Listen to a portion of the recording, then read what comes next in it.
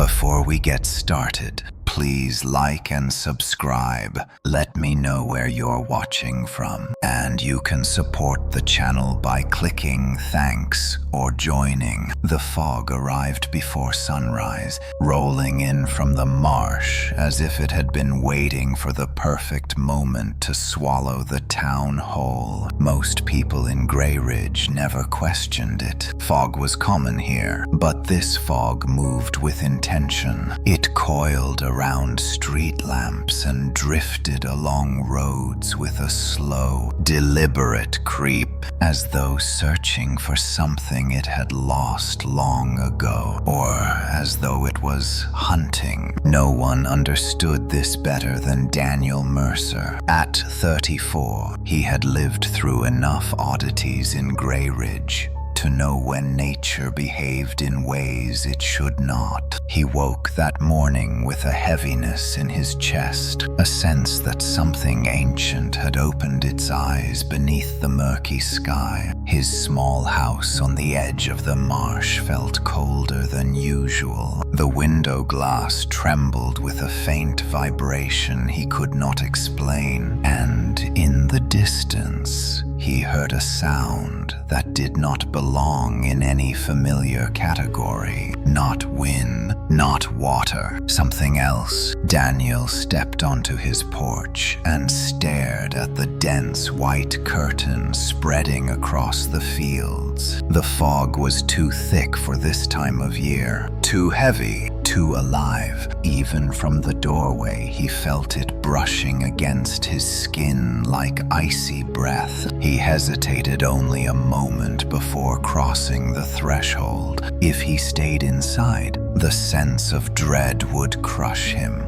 He needed answers. He walked down the old wooden steps, each creaking beneath his weight. The gravel path that led toward the marsh had nearly vanished beneath the fog. Only the tips of the reeds were visible, trembling sharply, not with wind, but with some deeper disturbance. Daniel felt the same vibration beneath his feet that he had sensed inside the house, like a distant heartbeat inside the earth. He muttered to himself to stay calm. Grey Ridge had always been strange. People disappeared sometimes. Shapes wandered the marsh at night. Lights moved where lights should not be, but the fog had never behaved like this. The marsh felt aware of him, tracking him, waiting for him to make a mistake. He stopped walking when he heard a sound from within the fog. Footsteps, slow and dragging, not like a person walking, but like something unfamiliar testing the weight of each step.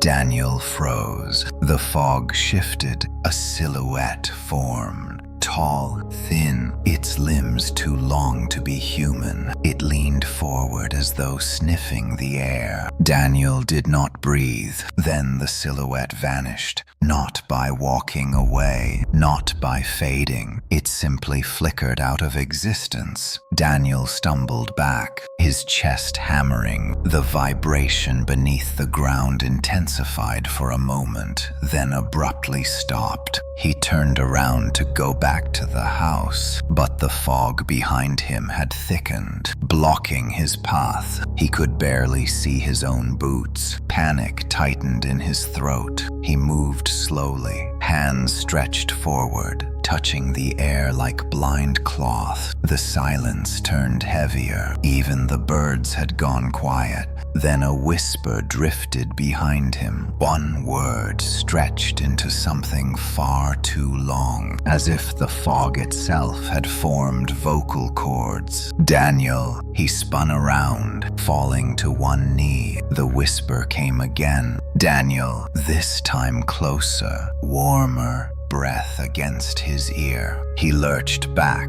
swinging wildly, but nothing was there. The fog pulsed, as though laughing silently. He crawled until he reached the porch railing. He pulled himself up and stumbled inside the house, slamming the door, but the whisper followed him. It seeped into the walls and floors. Daniel felt it in his bones. He grabbed his phone with trembling fingers and dialed his closest friend, Olivia Hart. Olivia was a wildlife researcher who had studied the marsh for years. If anyone knew what was happening, she would. She answered on the first ring. Daniel heard fear in her voice. She asked if he had seen it too. He demanded to know what she meant. She said the fog was moving like a living organism near her cabin. Something was inside it, something large. Daniel tried to speak, but the whisper sounded again, now behind him inside the house. He dropped the phone. The line remained open. Olivia called his name urgently. Daniel forced himself to pick up the phone again. He told her he was coming to her cabin. Olivia insisted he stay inside, but Daniel refused.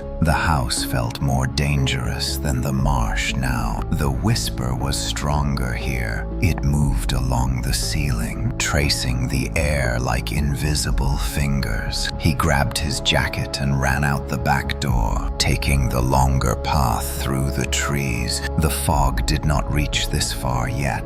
For a moment he could breathe, but the sky above him stirred, gray clouds twisting like smoke. The fog was spreading faster now as he hurried through the woods. Daniel kept glancing over his shoulder. Branches cracked in the distance. Something was following him. He could not see it, but the forest reacted to its presence. Trees shuddered despite the still air. Leaves curled inward as if hiding. Shadows thickened unnaturally. Daniel broke into a run. His heart pounded in rhythm with that deep vibration, still echoing faintly beneath the ground. He sensed that the thing inside the fog was tracking him, drawing closer with each step. He reached the clearing near the old water tower when he heard it again. Footsteps, dragging, a low, gurgling breath. He forced himself not to look back. He ran until his lungs burned. Only when Olivia's cabin came into view through the thinning trees did he allow himself to glance behind. The fog had reached the forest edge, but this time he saw something else. Eyes. Dozens of them, floating within the mist, some small, some large, all of them fixed on him. Daniel stumbled forward and pounded on Olivia's door. She pulled him inside immediately. The cabin was dark except for a single lantern on the table. Olivia's face was pale. She asked what he had seen. Daniel said he did not know what to call it, only that it was not human and it knew his name. Olivia swallowed hard and said she had found something last night in the marsh. An old wooden box buried near the water, carved markings she had never seen before. She believed the fog was reacting to whatever she had disturbed. Daniel asked where the box was now. Olivia said it was still outside near the shed. She had been too afraid to bring it inside. Daniel insisted they destroy it. Olivia hesitated. She said the markings looked like a warning, not a container. Something ancient may have been trapped beneath the marsh long before the town existed. Daniel felt the vibration again, stronger than before. The cabin floorboards trembled. The fog was coming. The lantern inside Olivia Hart's cabin flickered as though reacting to something outside. Daniel tried to steady his breathing, but the vibration beneath the floorboards intensified with each second. Olivia moved toward the window, her movements slow and deliberate, as if each step might provoke whatever lurked in the fog. Daniel grabbed her wrist and whispered sharply not to get close, but Olivia shook her head. She said she needed to see how far the fog had spread. She pushed aside the curtain and stared into the trees. Her breath caught. Daniel stepped beside her and saw that the fog had already reached the clearing near the shed. It curled around the building like a curious animal, spiraling upward along the wooden planks, examining every surface. The fog pulsed. This time Daniel felt the pulse inside his chest, a cold ripple that made his bones ache. Olivia stepped back from the window and cursed under her breath. She said the fog had never moved so quickly before. Last night it had been confined near the marsh. Now it had reached the forest heart in less than an hour. Daniel asked her again about the wooden box she found. Olivia explained that she had discovered it after hearing a strange humming sound near the water. The markings on the box did not resemble any known script. She felt a sensation like static electricity when she touched it. Daniel demanded to see the box. Olivia hesitated. She said the fog reacted after she unearthed it. Daniel argued they needed to understand what they were dealing with before it reached the cabin. Olivia exhaled shakily, then retrieved a lantern and motioned for Daniel to follow. They stepped onto the porch, the cold air gripping them immediately. The fog was still several yards away, but Daniel sensed it watching them. The forest around them felt muted, as if holding its breath. They moved toward the shed, each step slow and measured. The lantern light formed a small circle around them, barely piercing the thickening gray. When they reached the shed, Olivia knelt beside a patch of disturbed soil. She brushed away the loose dirt, revealing the box buried halfway. Daniel crouched beside her. The box was small, about the size of a book, carved from dark wood that looked ancient. The markings etched across its surface swirled in looping patterns that seemed almost alive. Daniel felt a faint warmth radiating from it, despite the cold air. Olivia whispered that she had tried to open it, but the box would not budge. She feared it was sealed for a reason. Daniel leaned closer and placed his hand on the box. The moment he touched it, he felt a surge of energy shoot up his arm. He gasped and staggered back,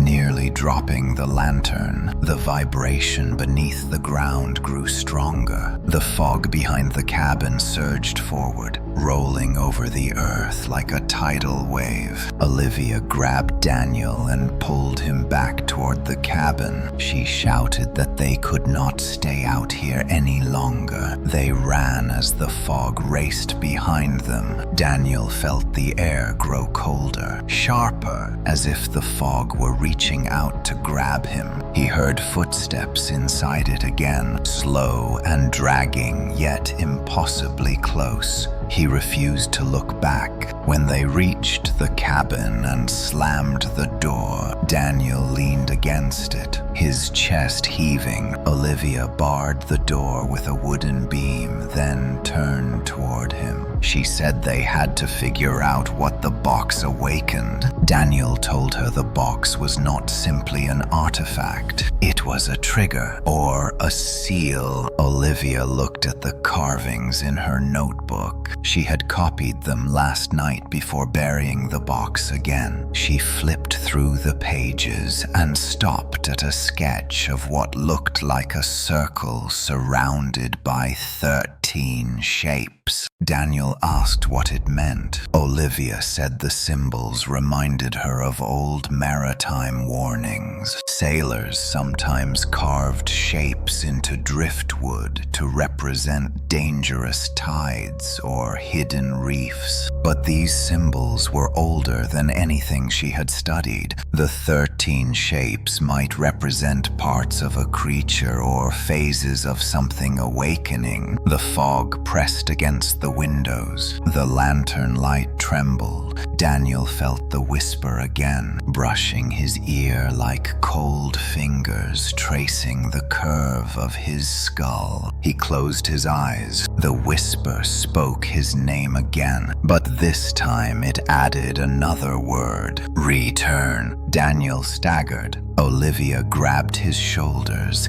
and demanded he tell her what he heard. Daniel insisted the whisper wanted something from him, something connected to the box. Olivia said the fog might be attracted to whoever touched the box last. She told Daniel he was not safe near the cabin anymore. The fog might break through. Daniel shook his head. They needed to understand what the creature wanted. He remembered the silhouette he saw earlier, its limbs bent at impossible angles. Its eyes were not human. Whatever lived inside the fog had been waiting for centuries, and now Olivia had disturbed its seal. Daniel said they could not run from it. The fog moved with them. It called his name. It had chosen him. The cabin creaked. The fog wrapped itself around the walls,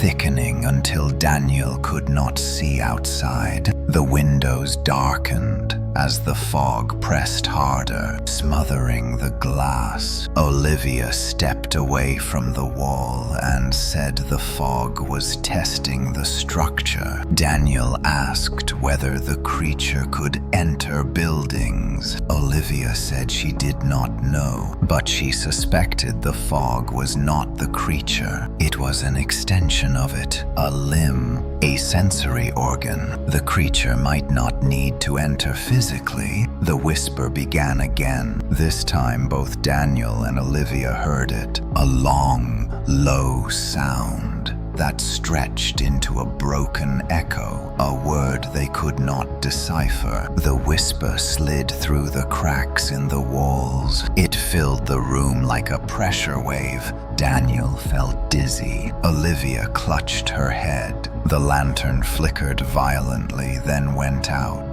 The cabin plunged into darkness. Daniel grabbed Olivia's arm and pulled her toward the table. He fumbled for the lantern, trying to relight it. His hands shook. Olivia whispered that the whispering was not in the room anymore. It was inside their thoughts. Daniel pressed his hands over his ears, but it did nothing. The whisper grew louder. A command, a demand. Return. Return. The lantern flared to life. The room illuminated for only a moment, but Daniel saw something in the reflection of the window. A face, pale, elongated, hollow eyes staring back at him as if the window were a mirror into another reality. He stumbled back, knocking over the lantern again. Olivia grabbed him and asked what he saw. Daniel said the creature was here,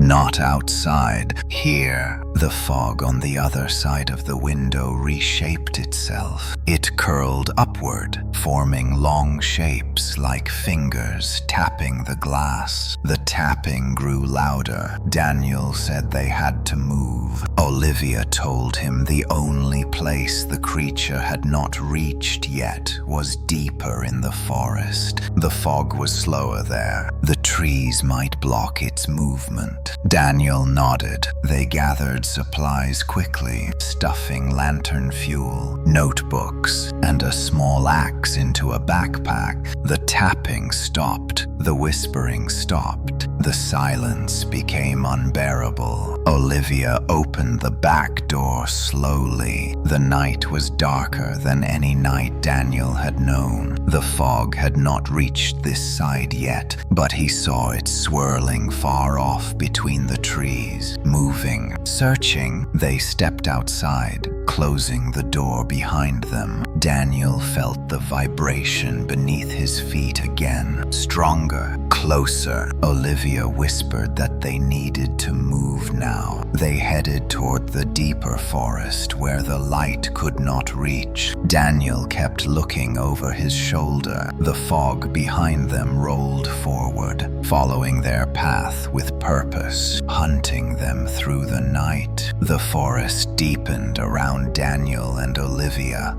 as they pushed farther into the darkness. The lantern in Olivia's hand trembled with every step, its fragile glow struggling to cut through the thick shadows cast by towering pines. The fog had not yet flooded into this part of the woods, but Daniel sensed it creeping closer. The vibrations beneath the soil pulsed with a slow, rhythmic deepness, like the heartbeat of something buried under the earth. Every few steps, he paused, listening for the dragging footsteps that had haunted him since dawn. Each time he did, Olivia urged him forward. She said they had no luxury of stopping. The creature had already chosen its path, and they needed to survive long enough to understand why. The forest air grew heavier as they approached a ravine that split the woods into uneven cliffs. Stones tumbled down as they approached the edge, echoing into the hollow depths below. Daniel peered into the ravine and saw only darkness. Not even the lantern light reached the bottom. Olivia suggested they move along the ridge until they found a safer place to climb down. She believed the creature would have difficulty crossing such a sharp drop. Daniel agreed, but kept glancing behind them.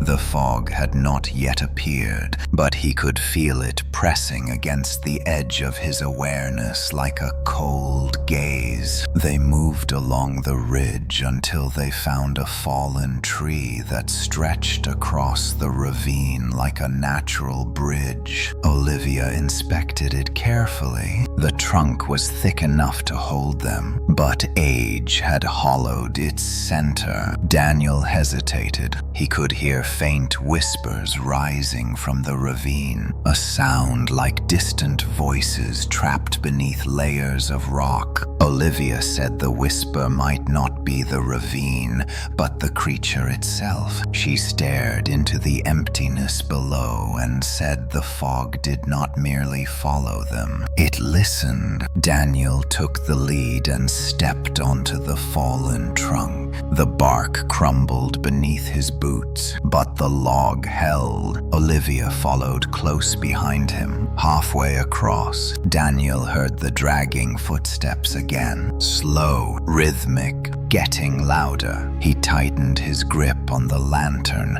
and forced himself not to look back. The fog drifted through the trees in silent coils, gathering at the ravine edge. Olivia whispered his name in warning. Daniel turned slightly and saw eyes forming within the fog again. Dozens of them, watching, waiting for the moment the trunk collapsed. He hurried across, nearly losing balance, and jumped onto the opposite side. He reached back for Olivia. She ran the last few steps and leapt as the trunk cracked loudly behind her. The fog surged forward, spilling toward the ravine, but instead of falling downward, it clung to the air like a living blanket. It hovered above the ravine as if defying gravity. Daniel grabbed Olivia's arm and pulled her away. She said they needed to head toward an abandoned ranger station deeper in the woods. It was built on elevated ground, and its steel structure might hold longer against the fog. As they ran, Daniel noticed the trees around them bending slightly, even though there was no wind. The branches twisted inward,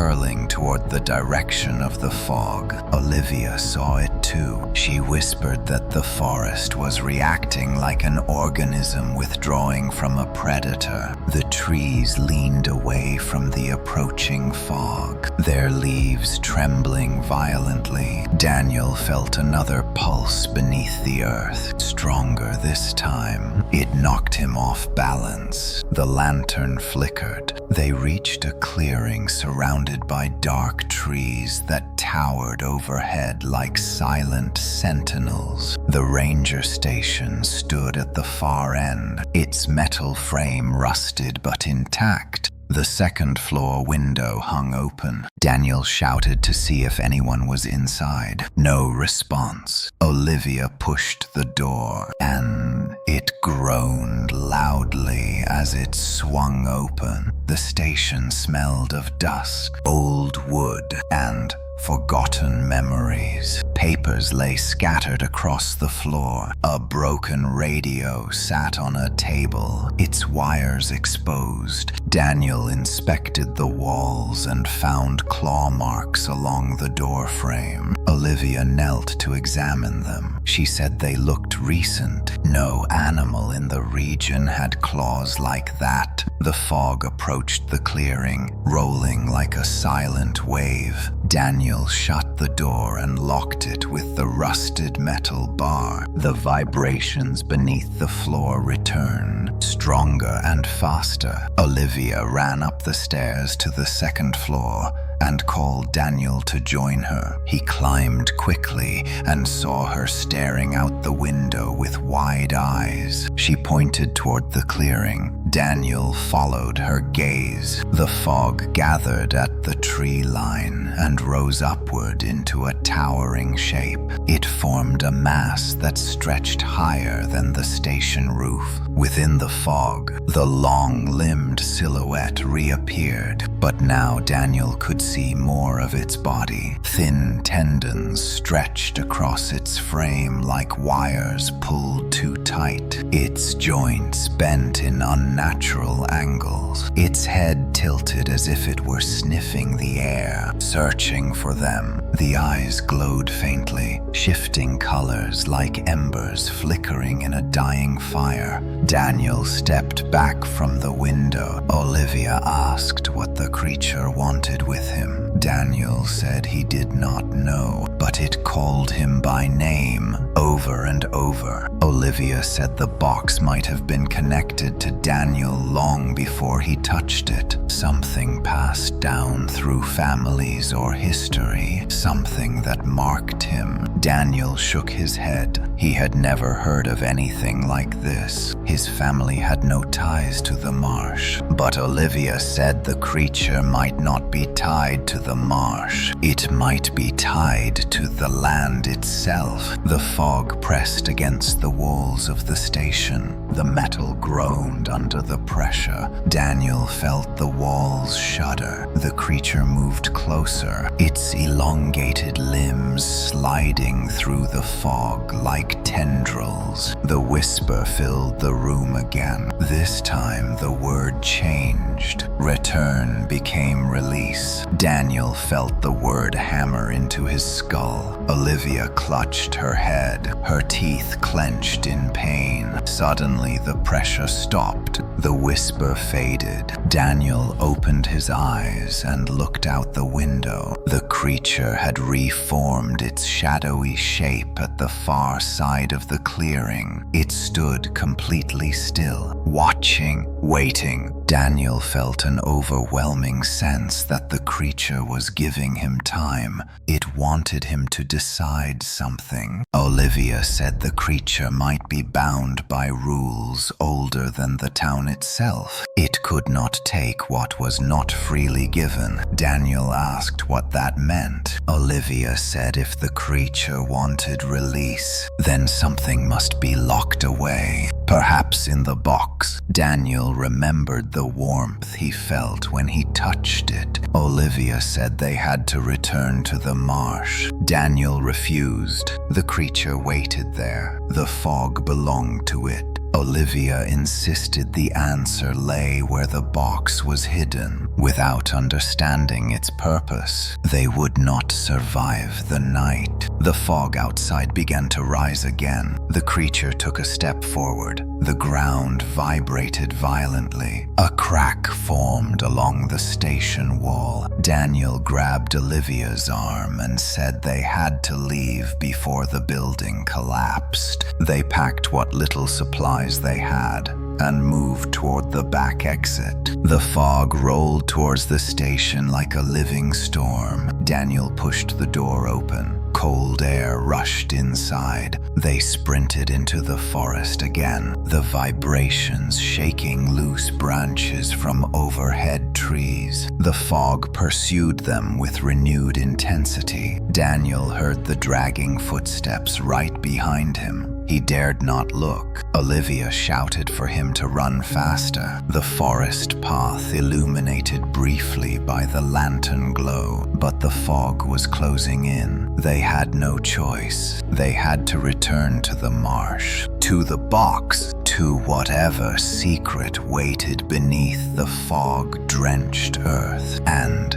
the creature followed relentlessly, its whisper echoing through the trees. Daniel and Olivia ran deeper into the forest, their breath ragged as the lantern light shuddered with every desperate stride. Behind them, the fog surged like a living ocean, swallowing the ranger station with a soundless hunger. The vibrations beneath the earth became heavier, pulsing in a rhythm that no natural force could produce. Daniel felt each pulse in his bones, as if something deep underground were waking and stretching after a timeless sleep. He glanced back despite himself and saw the fog rise like a towering wall, folding in upon itself, forming shapes that shifted too quickly to understand. Faces flickered in the mist, distorted and stretched like reflections in broken glass. Olivia grabbed his arm and pulled him forward.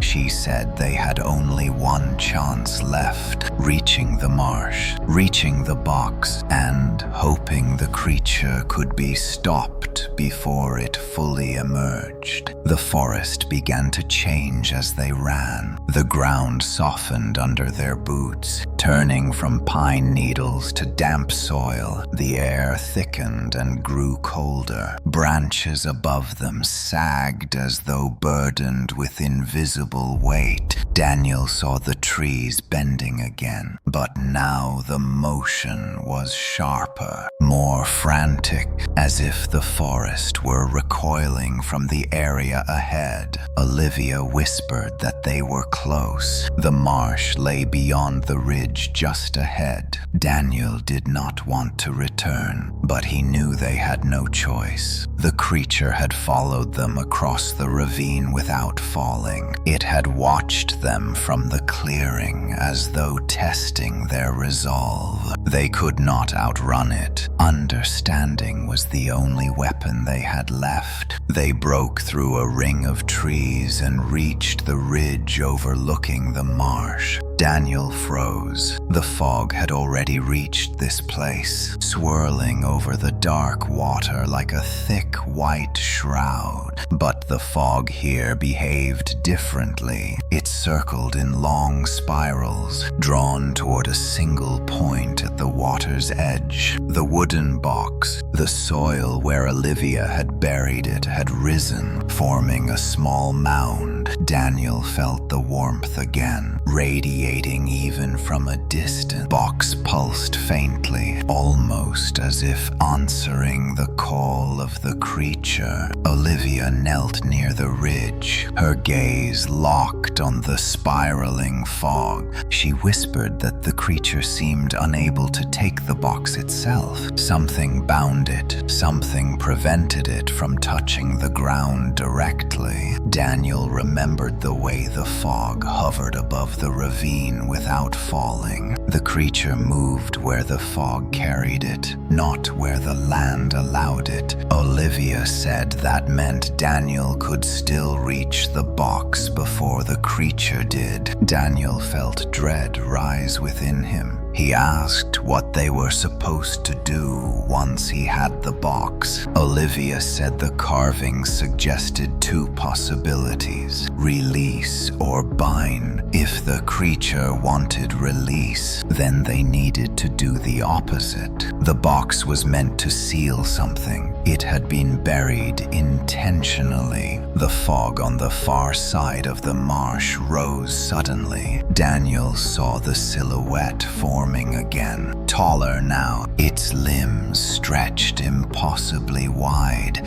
as though absorbing strength from the ground. The eyes glowed brighter and changed color, shifting from ember red to cold blue. Daniel felt the whisper again. Release. The word pounded against his skull like a command. Olivia clutched her head and staggered back. She said the creature was pushing harder now. It knew they were close. Daniel forced himself to move down the ridge toward the marsh. The fog swirled violently, reacting to his presence. Each step grew colder. The vibrations beneath the earth intensified. He reached the mound where the box lay half exposed. Olivia waited behind him at the tree line, lantern trembling in her hands. Daniel knelt and touched the soil. Warmth surged into his palms, stronger than before. The box pulsed in response. When he tried to lift it, he felt a force pulling back, as though the earth refused to release it. Daniel dug his fingers deeper and pulled with all his strength. The box tore free from the ground,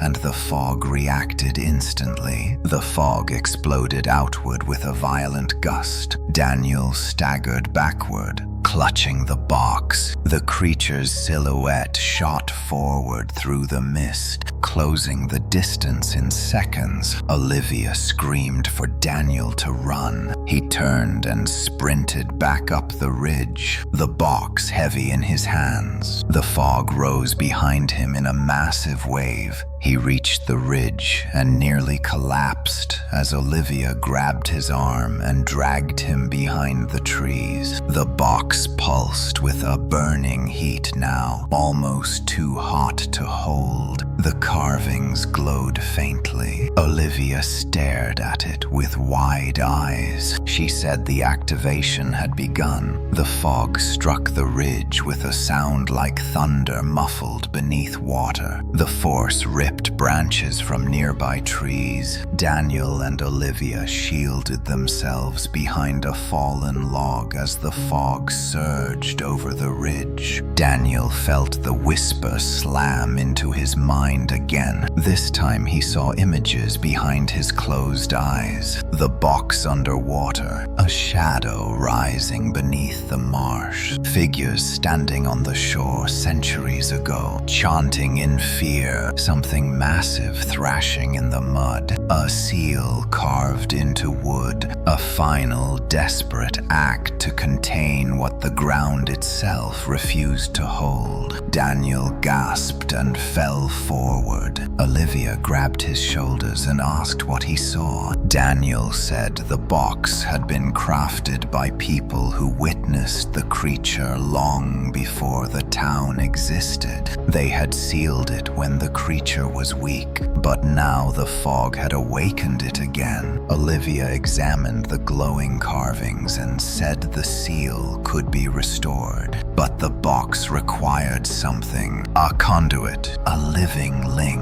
Someone the creature recognized, someone it called by name. Daniel felt the weight of her words settle over him. The creature did not chase Olivia. It followed him. It whispered only his name. He was the conduit. The fog ahead formed a towering shape. The creature emerged fully this time, no longer flickering between forms. Its limbs stretched like wet rope. Its torso was narrow and twisted, its head elongated, splitting into branching tendrils that tapered into sharp points. The glowing eyes focused on Daniel. The whisper filled the air. "Release." Daniel felt his knees weaken. Olivia shoved him behind the log and said he had to choose, bind or release. And he had to choose quickly. Daniel held the box tightly. The heat seared his palms, but he refused to let go. He felt the carvings pulse again, syncing with his heartbeat. The fog around the creature shifted violently, forming loops and spirals. Olivia said the creature sensed the decision forming. It was waiting. Its rules forced it to wait for Daniel's choice. Daniel stood slowly. The box pressed against his chest. The creature leaned forward. The fog curled around his legs like chains. Daniel closed his eyes and focused on the warmth of the box, on the seal, on the image of the chanting figures. He felt a surge of energy rise through him.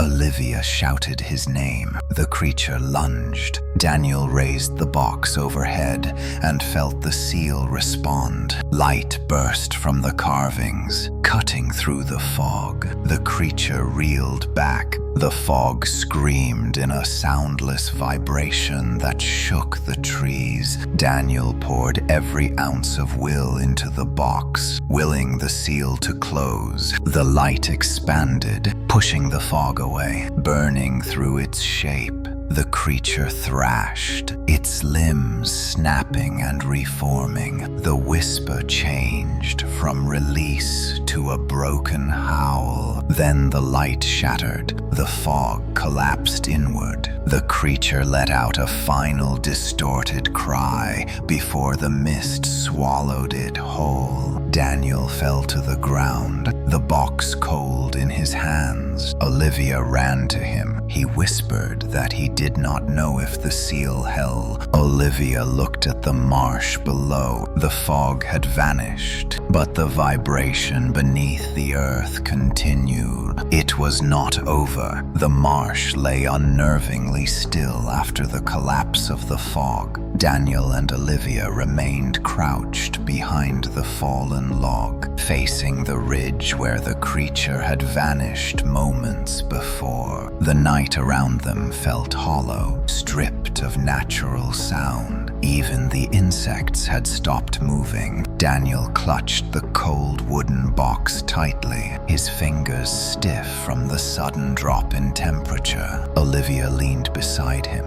her breath sharp and uneven. She whispered that the creature might be trying to reassemble itself. Daniel shook his head. He said the seal had worked for a moment. The creature had recoiled, shattered, and collapsed into the fog. But the vibrations beneath the earth continued. Whatever had been awakened was far from finished. A thin mist began to rise again from the marsh, curling in slow tendrils across the dark water. Daniel's heart tightened. He stood up and stepped cautiously toward the ridge. Olivia grabbed his wrist, begging him to wait, but Daniel insisted he needed to see whether the creature had returned. He moved to the edge and stared down into the marsh. The fog was thinner now, drifting lazily across the surface, but the center of the marsh glowed faintly, as though the water itself pulsed with energy from below. Daniel felt drawn to it. He whispered that the creature was not merely inside the fog. It was tied to the land, to something ancient submerged beneath the marsh. Olivia studied the box, running her fingers along the carvings that had once glowed with fierce light. light. Now the markings were dull and faded, as though exhausted by their sudden awakening. She said the seal must require something more, something the original sealers used. Daniel asked what that could be. Olivia replied that the images he had seen in his visions suggested a ritual, something involving multiple people, a communal act of will, possibly blood, possibly sacrifice. Daniel felt a cold wave move through him. He asked whether the ritual required a life. Olivia did not answer. Instead, she pointed toward the center of the marsh where the water had begun to churn. Ripples spread outward, forming spirals that mimicked the patterns of the fog.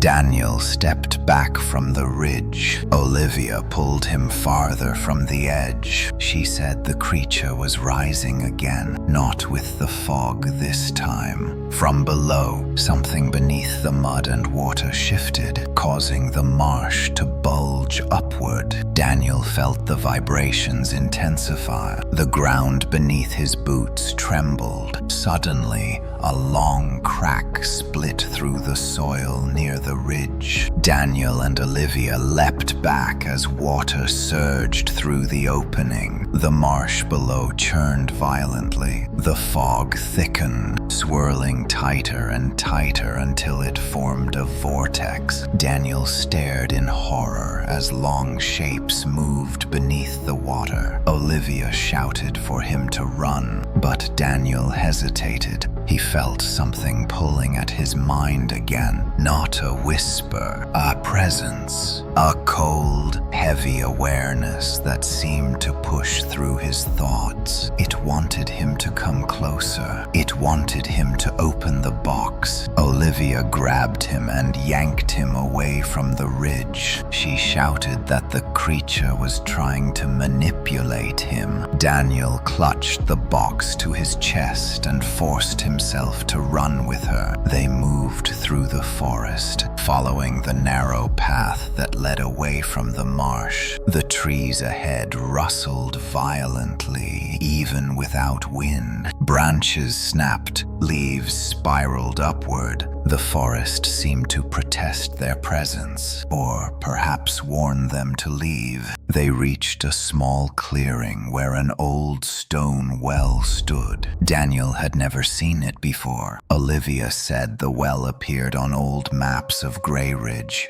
but had been abandoned decades ago. The stones surrounding it were cracked and covered in moss. As they approached, Daniel felt warmth radiating from the well, the same warmth he had felt from the box. Olivia studied the structure and said the well might not be a water source. She suspected it was connected to the seal, a secondary anchor, a backup created by the original villagers. If the seal at the marsh weakened, this well might carry remnants of the original ritual. Daniel approached the well and leaned over its edge. He saw nothing but darkness. The lantern light did not touch the bottom. He dropped a small stone into the well. No sound returned. Olivia whispered that the well was not meant to hold water. It was designed to contain something else. Daniel stepped back, his heart slamming against his ribs. He said the creature might be connected to more than the marsh. It might be bound across the entire forest. The ground shook again, a deep trembling that lasted several seconds. Daniel and Olivia lost balance and caught themselves against the well. The trees around them shuddered violently. A distant roar rumbled beneath the earth, low and hollow. Daniel felt the presence again, this time stronger, more urgent. It did not call his name. It demanded it. The voice inside his head grew heavier until it pressed behind his eyes like a physical force. He dropped to his knees, clutching the box. Olivia rushed beside him, trying to pull him upright. She shouted for him to fight it,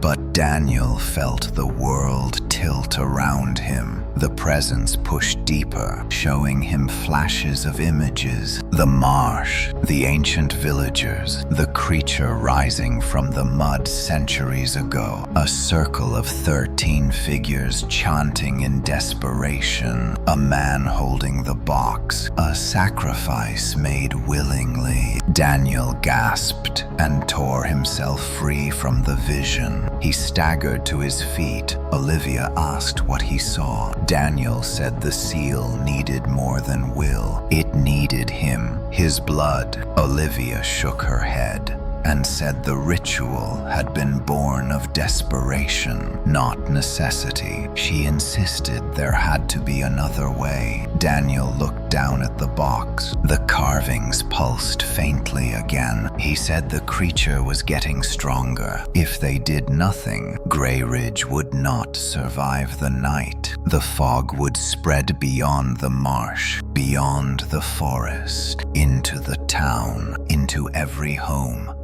Olivia could respond. The ground near the well split open. A flood of fog burst upward, swirling around them. Daniel grabbed Olivia and pulled her back. The fog rose and formed a towering mass. The creature began to appear again, its limbs stretching into the clearing, its head tilted toward Daniel, glowing eyes burning cold blue. The whisper surged through his mind. Release. Daniel raised the box in defiance. The creature recoiled slightly, but did not withdraw. Its limbs spread outward, surrounding the clearing. Olivia shouted that the creature could not reach inside the well. She pointed at the swirling darkness within. She said the well was a boundary, a place where the creature's influence weakened. Daniel realized she was right. The creature formed a circle around them instead of stepping forward.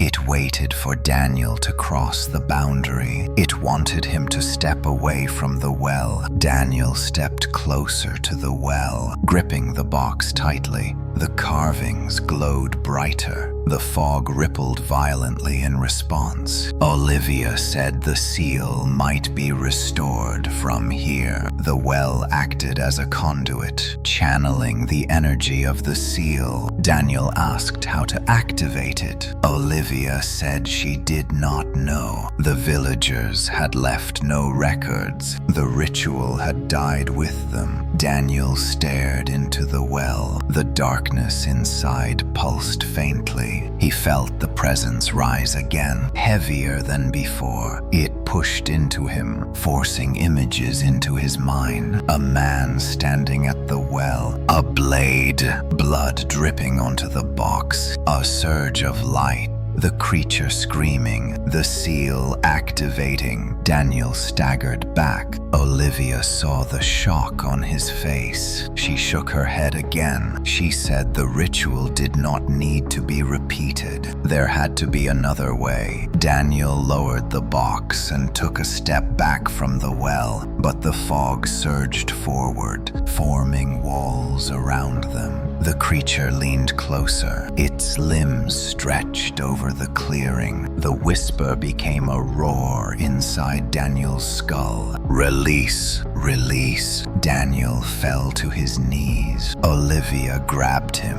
She said he had to fight it. She said the creature wanted him to make the wrong choice. But Daniel felt the pressure building. He felt the ground shake. He felt the well pulse beneath him. And then he felt something break through the soil behind them, something rising, something older than the creature itself. The forest went silent. The fog froze in place. Even the creature stopped moving. Daniel and Olivia turned slowly toward the source of the sound, and saw the ground opening. The earth split open with a deep groan that vibrated through Daniel's ribs. The cracking soil behind them widened, pushing aside roots and rocks as though an unseen force were carving upward from the depths. Daniel backed away instinctively, gripping the wooden box so tightly his knuckles whitened. Olivia pulled him by the arm, her eyes fixed on the widening fissure. The fog that had been circling them froze completely, suspended mid-curl like smoke trapped in ice. Even the creature stood still, limbs stretching outward but unmoving, its cold blue eyes fixed on the cracking ground. Daniel felt a sudden shift in the air, a pressure that did not come from the fog, nor from the creature. Something else was rising, something older, something the creature itself feared. A low hum drifted from the fissure, vibrating in Daniel's chest. The sound grew louder, resonating with the carvings on the box. The markings began to glow again with a faint golden warmth, not the cold white light they had emitted before. Olivia stepped closer, murmuring that this was different. This light did not fight the fog, it calmed it. The fissure widened further until the ground collapsed inward, revealing stone beneath the soil, ancient carved stone, symbols etched in spirals and lines that mirrored the markings on the box. The symbols pulsed slowly, glowing with the same golden light. Daniel felt the energy pulling at him, as though urging him to step forward. Olivia, breath trembling, whispered that they had uncovered the heart of the seal, the true anchor. The villagers had created multiple boundary points: the marsh, the well, and this, a core beneath the forest floor, a final safeguard to contain the creature should it rise again. But something had disturbed it, something had weakened it. Daniel knelt at the edge of the fissure and stared at the carved stones. The golden light reflected in his eyes. He felt warmth radiate up from the pit, gentle in contrast to the biting cold of the fog. Olivia knelt beside him and began brushing away loose soil. More symbols emerged, some complete, others cracked. Daniel noticed one section of the stone had shattered completely, leaving a jagged black void where a symbol should have been. Olivia's face tightened. She said the broken symbol was critical. It formed part of the 13-phase seal. Without it, the creature lacked a boundary on one side. It could slip through the gap. Its power could regrow. Daniel asked if they could repair the stone. Olivia hesitated. She said the symbols were carved with intent, not merely etched. They required a living anchor. The person who completed the seal had to give something of themselves. Daniel swallowed hard. He felt the creature's cold gaze burning into his back. The fog trembled slightly, as though restrained. He asked Olivia what he needed to give. She avoided his eyes, but finally she said the original seal required a willing sacrifice, a life offered freely to strengthen the boundary. Daniel asked if that was the only way. Olivia said she could not be certain. She said the golden light rising from the pit suggested there was another method, something the villagers had not fully written down, a method of balance rather than loss. But she did not know what it was. Daniel stood slowly. The creature's shadow loomed on the fog's frozen frame, its limbs twitching slightly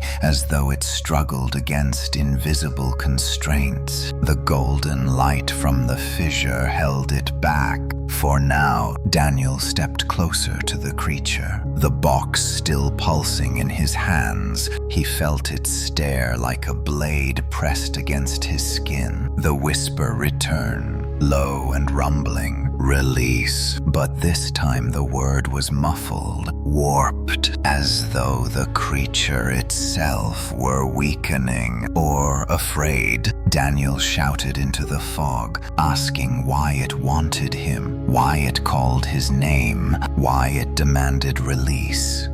If release meant the collapse of the seal and the destruction of everything beyond the forest. The fog shimmered. The creature leaned forward. Its limbs stretched toward him but stopped inches away, unable to cross the boundary of the golden light. Then Daniel heard something new, not a word, a memory. His memory, or someone's memory inside him. A marsh, a man holding the same box, a child watching, a promise whispered into the seal, a name repeated, a bloodline tied to the box, passed through generations. Daniel staggered back. Olivia caught him and asked what he saw. Daniel whispered that his family had been part of this all along. The man sealing the creature in his vision was his ancestor. The seal had tied itself to their bloodline for centuries. Olivia's breath caught. She said that meant Daniel was not chosen by the creature. He was chosen by the seal. The box recognized him.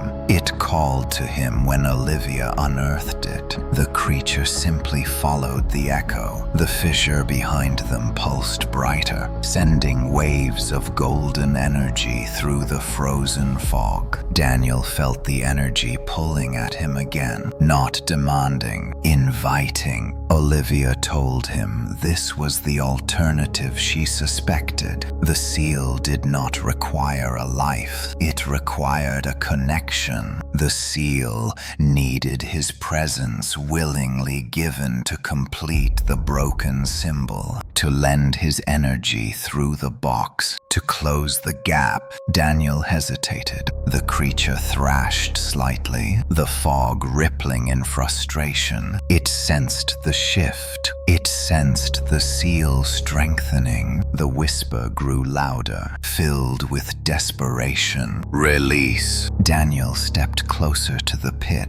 Olivia placed her hand on his shoulder. She said the choice had to be his. She could not guide him. She could only stand beside him. Daniel lifted the box. The light from the fissure reached upward, touching the carvings. The markings glowed brighter, syncing with the rhythm of the symbols below. Daniel closed his eyes and focused on the warmth. He felt the presence of the ancient villagers. He felt the voice of his ancestor. He felt the unity of the seal. The fog strained violently against the boundary, the creature's limbs snapping and reforming in unnatural shapes. Daniel stepped over the edge of the fissure and lowered the box toward the broken symbol. The golden light flowed into him like a warm tide. His chest tightened, his breath caught. He felt energy drain from him and flow into the seal. Olivia grabbed his arm and steadied him. She whispered that the symbol was rebuilding. Daniel looked down and saw the broken fragments shifting, reforming, glowing with golden warmth. The creature let out a soundless scream. The fog trembled so violently the forest floor shook. Daniel held the box firmly and allowed more energy to pour through him. His legs weakened, his vision blurred, but the symbol repaired itself faster now. The glow spread to the other symbols. The seal reactivated one section at a time. Olivia shouted his name, but Daniel barely heard her. He focused on the seal, on the warmth, on the pulse of the earth aligning with his heartbeat. The creature lunged, crashing against the golden barrier. The fog shattered and reformed, but the creature could not break through. The final piece of the symbol slid into place. The fissure erupted in a burst of golden light. The fog collapsed inward like a dying storm. The creature twisted violently, its body fragmenting into ribbons of mist. The blue eyes flickered and dimmed. The limbs snapped and folded into nothingness, and then the creature vanished. The forest fell silent. The ground stopped shaking, but Daniel did not move. He dropped to his knees at the edge of the seal, the box cold once more in his hands. Olivia knelt beside him, calling his name. He opened his eyes slowly and whispered that he could still feel something beneath the seal, something waiting, something not yet done. The silence after the creature's disappearance felt unnatural, like a thick blanket pressed over the forest to muffle not only sound, but breath itself. Daniel knelt at the edge of the glowing fissure, trying to steady his heartbeat as the golden light slowly faded back into darkness. Olivia stayed beside him, one hand on his shoulder, waiting for him to speak, but Daniel only stared at the stone seal beneath him, unable to ignore the faint pulse he still felt through the earth. It was weak, almost imperceptible, but it was there. Something shifted beneath the sealed stones, something ancient and restless. Olivia whispered that the creature was gone. She said the seal had worked. Daniel shook his head. He could not explain the sensation, but he knew the struggle was not over. The creature had been bound, not destroyed, and beneath the forest floor, something else stirred. He told her what he had felt during the seal's activation, a second presence. Not as violent as the creature, nor as desperate, something older, watching. The fog had vanished completely from the clearing, leaving behind dew-dampened grass that glowed faintly under the moonlight. The air smelled clean for the first time since the fog had arrived. Olivia studied the box in Daniel's hands, now completely dark. She said its energy had been drained, maybe permanently. Daniel tried to open it, but the lid did not budge. The carvings were inert. It felt like a hollowed shell. The seal had drawn out everything the box held. They stood together, uncertain of the next step. The fissure beneath them had slowly sealed itself, the stone plates shifting until the ground was whole again. Only a faint golden line remained, barely visible beneath the dirt. Olivia said they needed to get back to town. The fog would have frightened people. They might need help. Daniel wanted to agree, but he felt the pulse beneath the ground again, faint but rhythmic, like a heartbeat buried under layers of stone. The forest began to stir. Leaves rustled, even though no wind passed through the clearing. Daniel stood and scanned the edge of the trees. The shadows seemed darker, deeper. Olivia noticed it too. She whispered that something felt wrong. Daniel took a step back, tracing the boundary of the clearing with cautious eyes. Then he saw movement, not fog, shadows, figures shifting in the tree line, moving like silhouettes of people walking without sound. Daniel reached for Olivia's arm. She froze. One of the shadowy figures stepped forward, stopping just at the edge where the moonlight touched the grass. It had the shape of a man but no features, a flat silhouette carved from darkness. It did not breathe. It did not sway. It only stood watching them, as though waiting for permission to speak. Then another figure appeared beside it, and another, 7 in total, forming a loose semicircle around the clearing, each the same featureless darkness, each still as stone. Olivia's voice shook as she whispered that these were the villagers Daniel had seen in his visions, the ones who had sealed the creature centuries before. Echoes bound to the forest by the ritual. Daniel stepped closer, and the figures reacted not by moving, but by tilting slightly toward him, drawn by his presence, his bloodline. Daniel asked what they wanted. None of them spoke,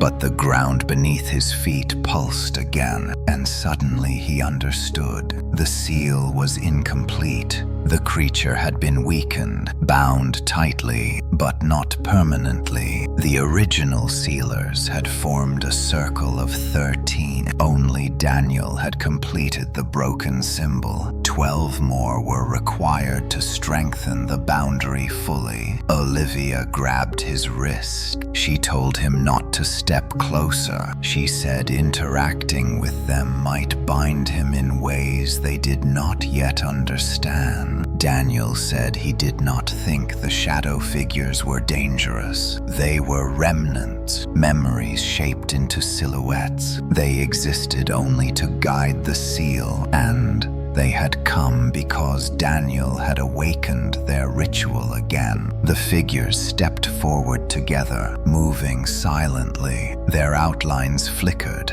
as though made of smoke rather than shadow. Daniel raised the box, and the carvings shifted faintly, reacting to the presence of the figures. The villagers gathered in a circle around the fissure, standing exactly where Daniel imagined the original ritual had taken place. Olivia held onto Daniel's arm tightly, but he stepped forward anyway. The moment he entered the circle, the ground pulsed again, stronger this time. The moonlight dimmed.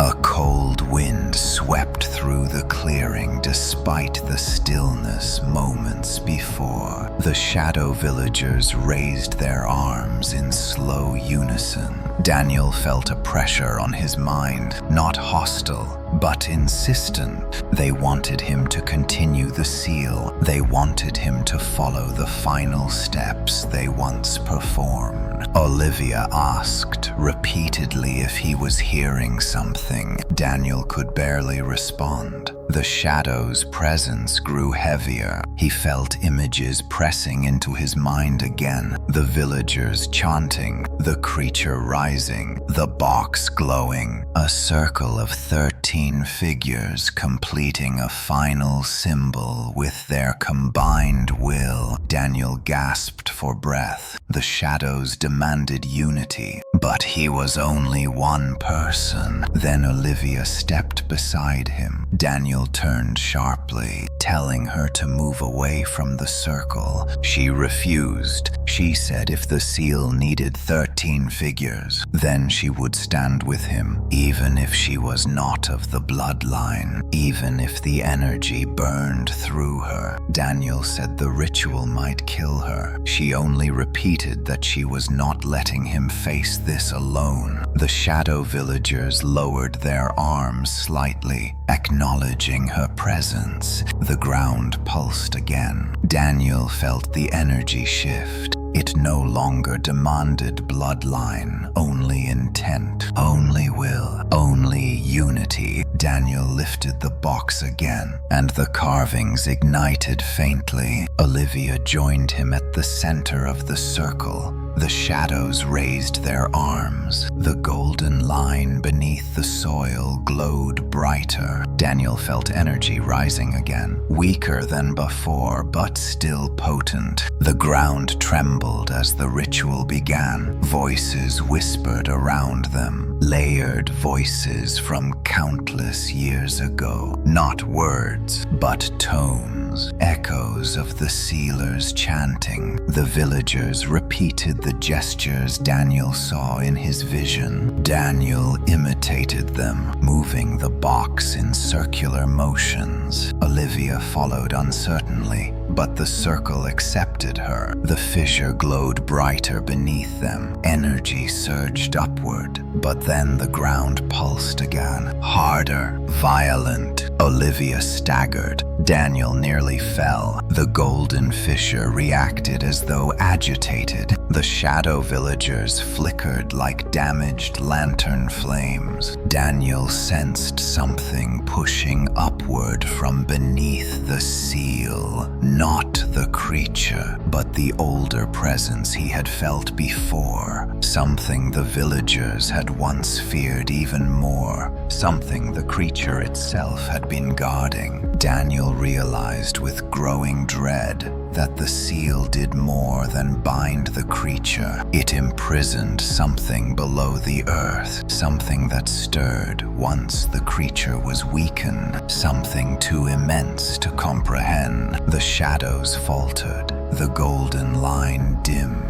Olivia tightened her grip on Daniel's arm as the earth shook again. Daniel reached for the box and raised it high, pouring what remained of his strength into the open fissure. The carvings responded weakly. The villagers raised their arms again, flickering in strain. The older presence stirred harder. A deep rumbling echoed from beneath the ground. Cracks spread across the clearing. The shadows staggered, barely holding their forms. Olivia screamed over the vibration, begging Daniel to stop the ritual. But Daniel had already committed. If he withdrew now, the seal would collapse entirely. He shouted for the shadow villages to strengthen the circle. They raised their arms higher, their silhouettes sharpening. Light surged from the fissure once more,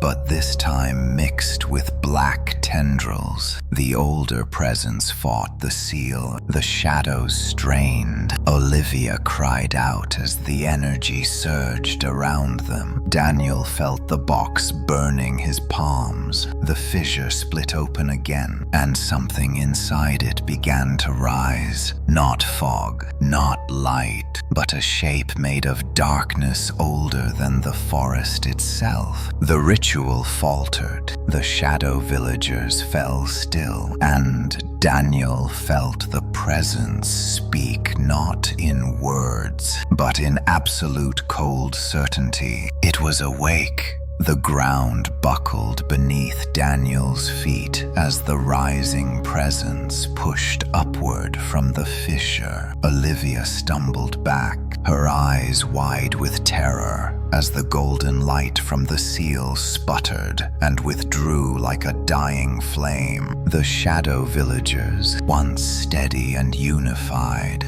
flickered weakly, their forms collapsing inward, as though their very existence strained under the weight of what had awakened. Daniel clutched the box to his chest, feeling a cold force radiating from the pit, a darkness not driven by hunger or rage, but by an ancient, patient purpose. The fissure widened again, splitting the earth with a sound like grinding bone. The golden runes that had protected the forest dimmed completely, leaving only faint echoes of their light shimmering across the broken soil. Out of the widening crack rose a massive shape. Not fog, not shadow, but something denser. A silhouette made of darkness so thick it absorbed the moonlight entirely. Daniel felt the air tighten around him, as though the forest itself held its breath. Olivia screamed his name, pulling at his arm. urging him to run. Daniel remained frozen, his mind torn between fear and an inexplicable pull toward the rising figure. A voice pressed into his thoughts, not a whisper like the creature's, but something deeper, a resonance that trembled through his bones. It was not calling his name, it was calling the seal, demanding release.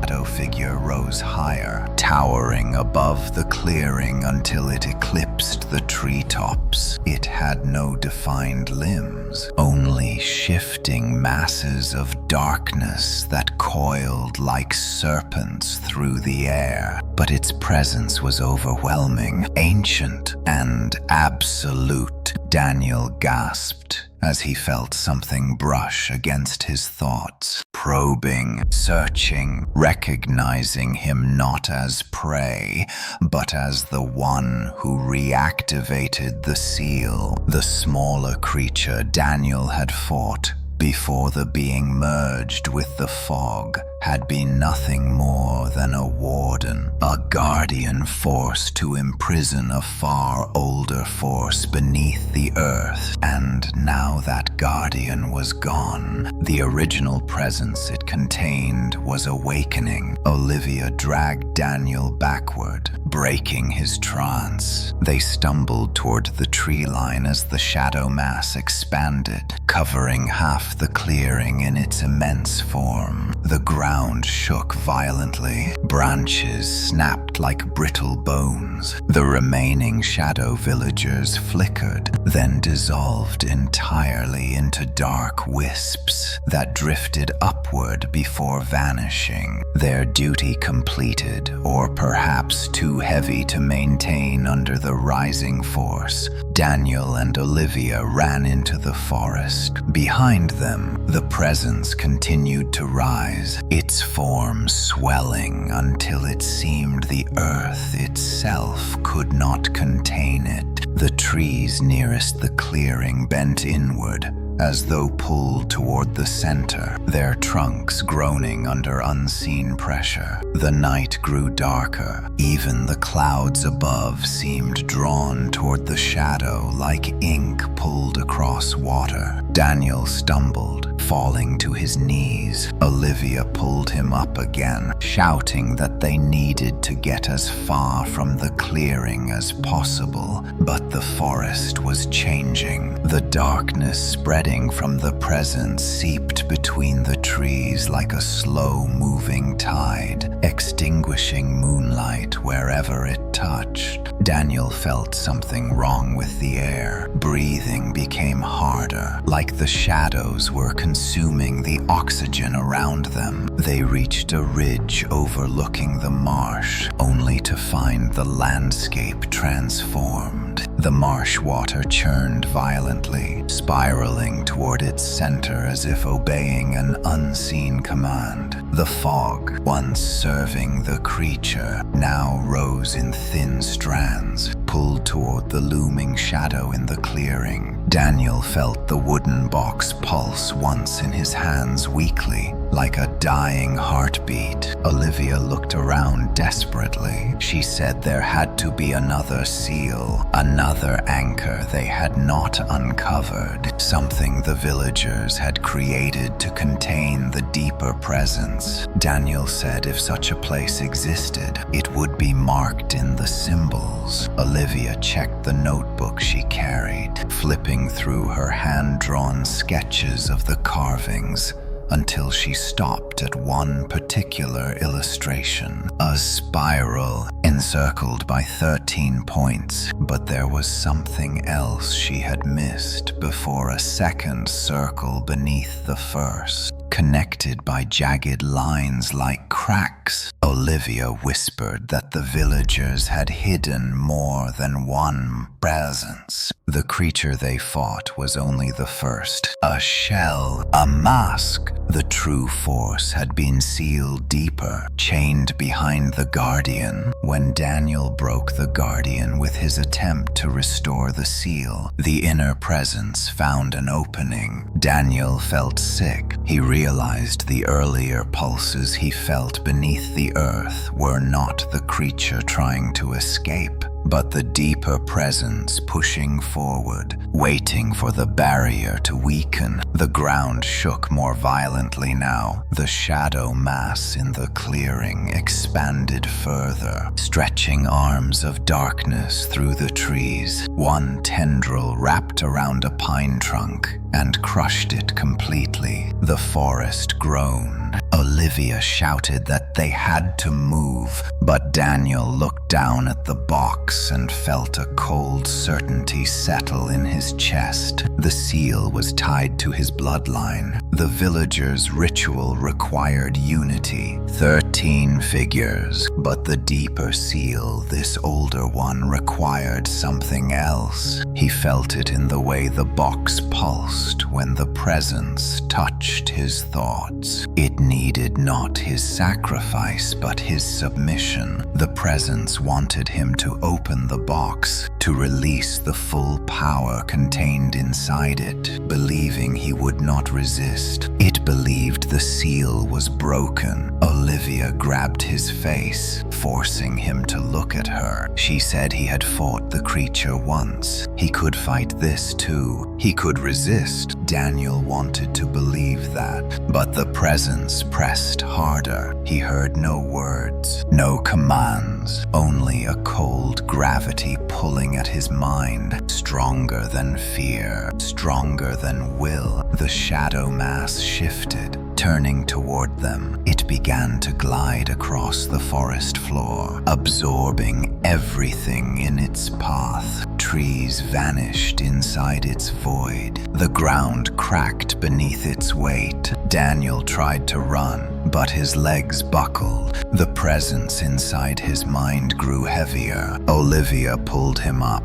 but the box grew hotter in his hands. He felt energy draining from him into the seal, feeding the presence instead of binding it. He dropped the box. It hit the ground with a dull thud, and the carvings glowed faintly, as if awakening once more. Olivia reached for it, but Daniel stepped back. He said the box could not be used to bind the deeper presence. The villagers had only crafted it to contain the Guardian. The true force beneath the earth had never been sealed with a physical object. It had been sealed with a pact. Olivia asked what kind of pact. Daniel closed his eyes and saw the memory again. A man standing at the marsh, surrounded by the villagers, raising the box not to seal the creature but to invoke something older. A voice answering from beneath the mud. A promise spoken, a bargain forged. Daniel opened his eyes with dread. The deeper presence had not been sealed. It had been appeased, and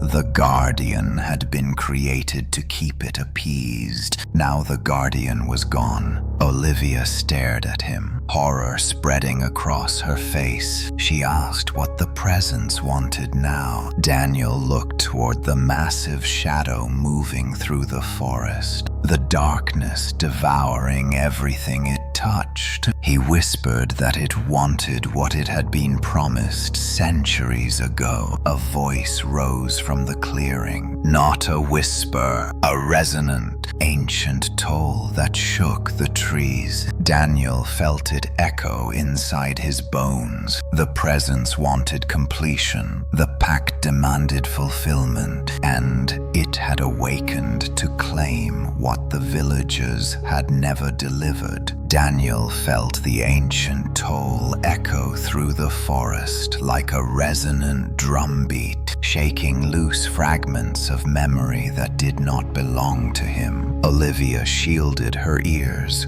though there was no true sound, only vibration. The massive shadow presence continued to expand, its form stretching across the clearing like a storm cloud with no bottom, swallowing the treetops, pulling darkness into itself as though the night sky had descended upon the earth. Daniel knew now with a sinking certainty that the guardian creature had not been the true threat. It had been a containment mechanism, a warden. The deeper presence was the original force the villagers feared. It was the one they had bargained with. And now the terms of that forgotten pact had come due. Olivia tugged Daniel toward the forest ridge. She shouted that they had to keep moving, that the shadow would swallow them if they stayed. But Daniel hesitated, staring at the darkness rising behind them. There was something almost familiar in its energy, something that resonated with the carvings on the box, not like the Guardian's command, but like a gravitational pull, not of hunger, of expectation. They reached a ridge overlooking the old logging road leading back toward Grey Ridge.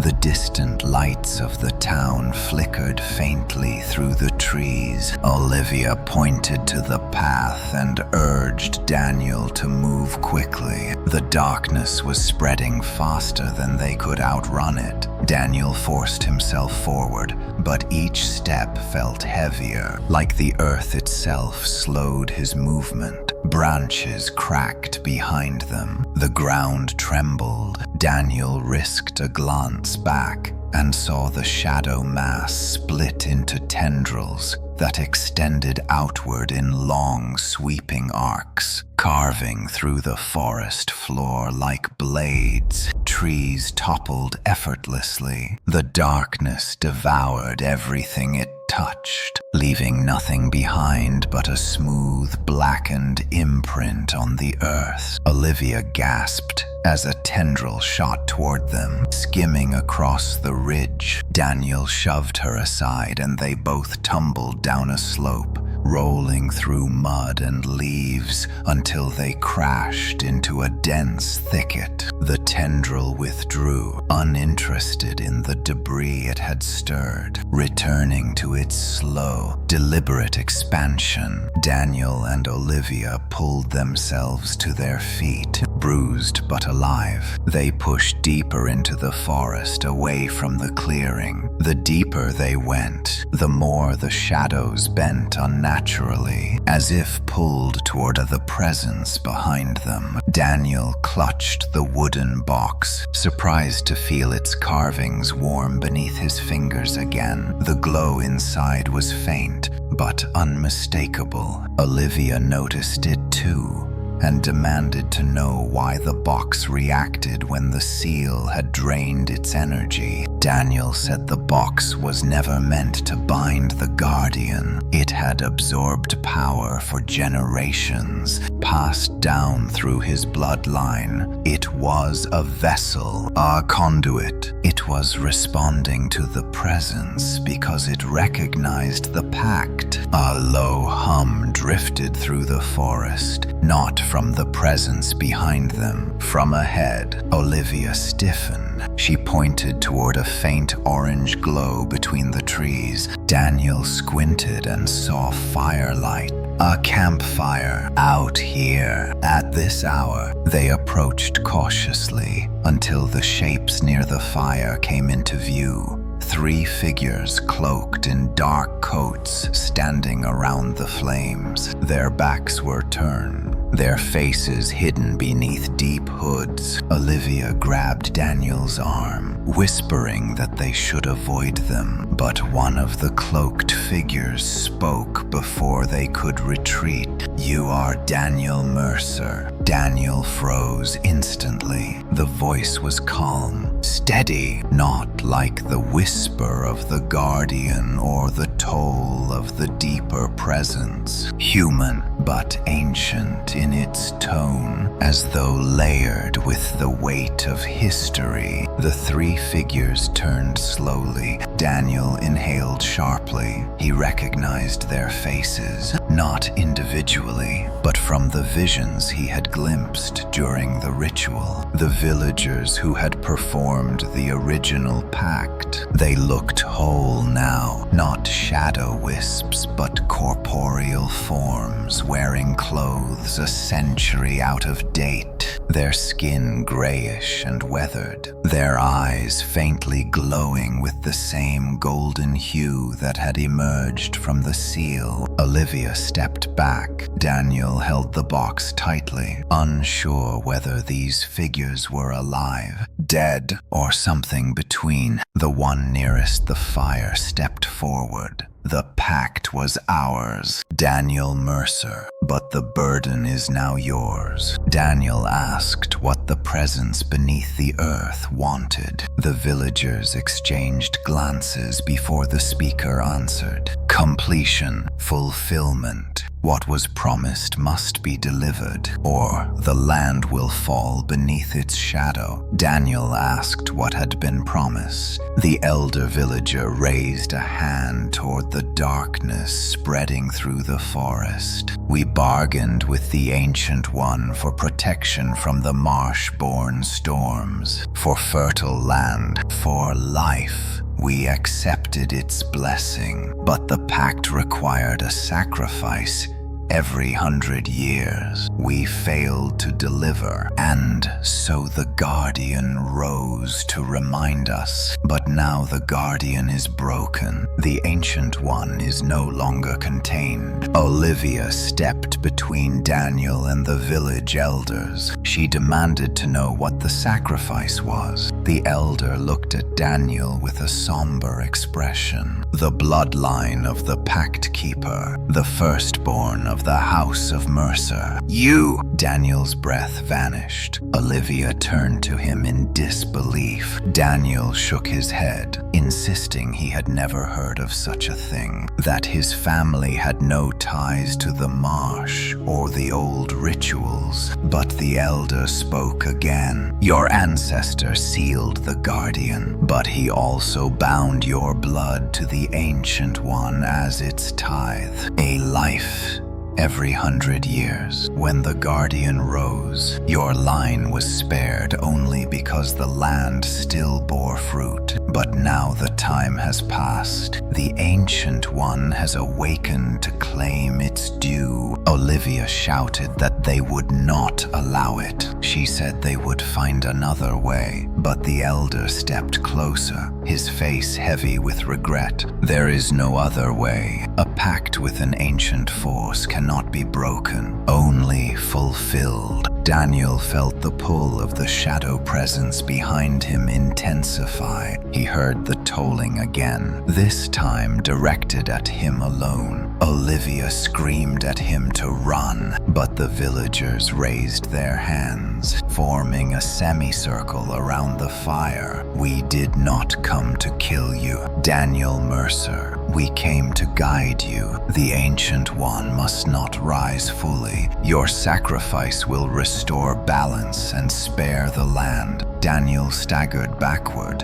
Olivia grabbed his wrist. She whispered that they had to escape, but Daniel felt the pull tightening around him. The shadow presence surged forward, sensing its nearing prize. The villagers extended their hands, chanting in the old language Daniel recognized from his visions. The fire flared brighter. The ground trembled. Olivia pulled Daniel, and they bolted into the forest, the chanting pursuing them like a storm wind. The villagers did not chase, but the shadow did. Tendrils of darkness whipped through the trees, growing faster now, drawn directly to Daniel. Olivia screamed for him to keep running. Daniel clutched the box, feeling the carvings burn against his skin. The pack demanded a sacrifice. Ancient One demanded completion, and the forest around them began to collapse into darkness as the presence closed in. Daniel and Olivia crashed through the underbrush, branches snapping against their arms as they sprinted through the tightening forest. The darkness behind them grew thicker, denser, rising like an immense wave, ready to swallow everything in its path. Every step Daniel took felt heavier, as though invisible hands were dragging at his ankles. The ancient presence had fully awakened now, and its call pressed against him like a suffocating weight. It did not whisper, it did not negotiate. It demanded. Olivia pulled him forward, gasping for breath as they broke through a cluster of trees and reached the old logging road. Gravel scattered beneath their boots. The sky above was nearly black, the moon veiled behind a swirling mass of shadow that spread outward from the forest's heart. Daniel glanced back and saw tendrils of darkness weaving through the treetops like serpents searching for prey. "We have to reach the town," Olivia shouted. "We need people. We need light, something that can slow it down." Daniel nodded weakly, trying to clear the ringing in his head. The tolling pulses from the presence were relentless now, each one vibrating through his bones like a commandment. His vision flickered around the edges. The road ahead shone faintly from distant streetlights. If they could reach Grey Ridge before darkness overtook the road, maybe they stood a chance. But then the earth shook violently behind them. A booming impact split the night air. Daniel turned his head just enough to see a massive tendril of shadow slam into the ground where they had just been. The shockwave hurled loose stones across the road. Olivia screamed for him to keep running. They sprinted down the hill, the town lights shimmering like a distant promise. But the presence followed. The shadow mass moved with impossible speed, sweeping across treetops, tearing through branches. Daniel and Olivia reached a bend in the road just as another tendril struck, cleaving a long gouge into the gravel and ripping apart the nearby guardrail. Daniel stumbled, but Olivia kept him upright. The tendril withdrew only to rise again, preparing for another strike. Daniel clutched the wooden box against his chest. The carvings pulsed faintly with a golden glow, struggling against the overwhelming shadow. He felt the box trying to respond to the presence, not to bind it, but to communicate. The pact had tied the two forces together. The Guardian, the Ancient One, the Bloodline. Everything revolved around this box and its forgotten purpose. Olivia pointed ahead. Through a break in the trees, the first houses of Grey Ridge appeared. Porch lights flickered as the shadow drew closer. The closer they came to the town, the more Daniel saw strange distortions in the air, lights bending, shadows stretching unnaturally. Then the presence moved faster. A massive tendril shot across the sky, slicing through the clouds and plunging toward the road in front of them. Daniel shoved Olivia aside and dove with her into a ditch as the tendril struck. Gravel exploded upward. A deafening pulse rippled through the ground. Daniel rolled onto his back, chest heaving, and watched as the tendril slowly retracted, not to attack again, to herd them. Olivia realized it too. It is pushing us, Daniel, driving us somewhere. Daniel stared at the wooden box. The carvings shimmered again, responding each time the presence moved. He whispered that the presence did not want him dead. It wanted him delivered. The pact was older than any of them understood. It was ritual, obligation, and consequence. The presence was not killing its way through the forest. It was collecting its due. Olivia grabbed his hand and pulled him out of the ditch. They ran again, following a narrow side path away from the road. They slipped between the trees and into an old campground near the edge of Grey Ridge. The wooden cabins were abandoned, their roofs sagging under years of neglect. Olivia pushed Daniel inside one of them and closed the door. She looked through the cracked window, watching the shadows shift outside. "We need a plan, Daniel. If this thing reaches the town, it will kill everyone. We cannot let that happen." Daniel sat against the wall, gripping the box. His hands shook violently. He whispered that the box held the answer, but he did not know how to access it. The Guardian had responded to the seal, but the deeper presence was not bound by the same rules. It was ancient and tied to a different form of pact, something older than symbols etched in stone. Olivia examined the carvings with trembling fingers. She said the symbols were layered. The outer runes corresponded to the Guardian, but beneath them, faint and nearly worn away, were older markings, curved lines, and shapes that looked less like writing and more like diagrams. Olivia said they might represent locations, anchors, a map. She tore a piece of fabric from her shirt and wiped the surface clean. More markings appeared, interconnected spirals, lines branching from a central point. 3 circles, one for the marsh, one for the fissure, one for something else. The third location was missing from their knowledge. Daniel stared at the symbol. He felt a sudden jolt of recognition, a memory from childhood, a story his father once told him about an old stone ring hidden deep in the western hills above Grey Ridge, a place villagers once avoided, a place rumored to be older than the town itself. Daniel stood up, heart racing. The third anchor, the missing piece of the pact. Before Olivia could respond, the cabin walls shuddered violently. A shadow tendril pierced the roof, splitting the rafters. Daniel and Olivia dove aside as debris scattered across the floor. The tendril withdrew slightly, curling around the cabin like a closing fist. "It found us,"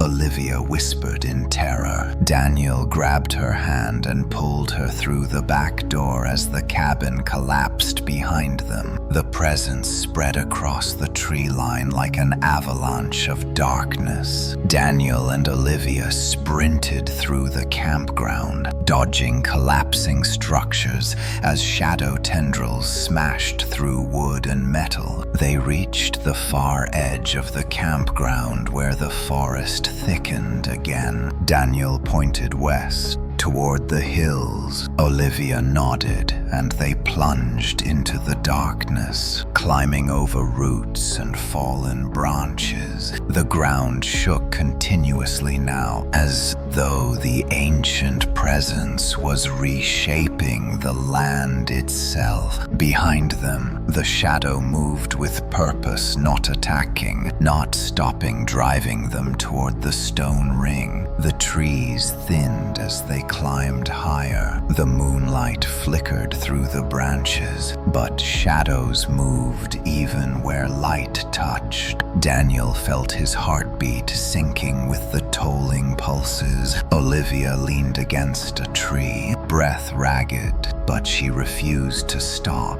She said if the stone ring was truly an anchor, then it might be their final chance.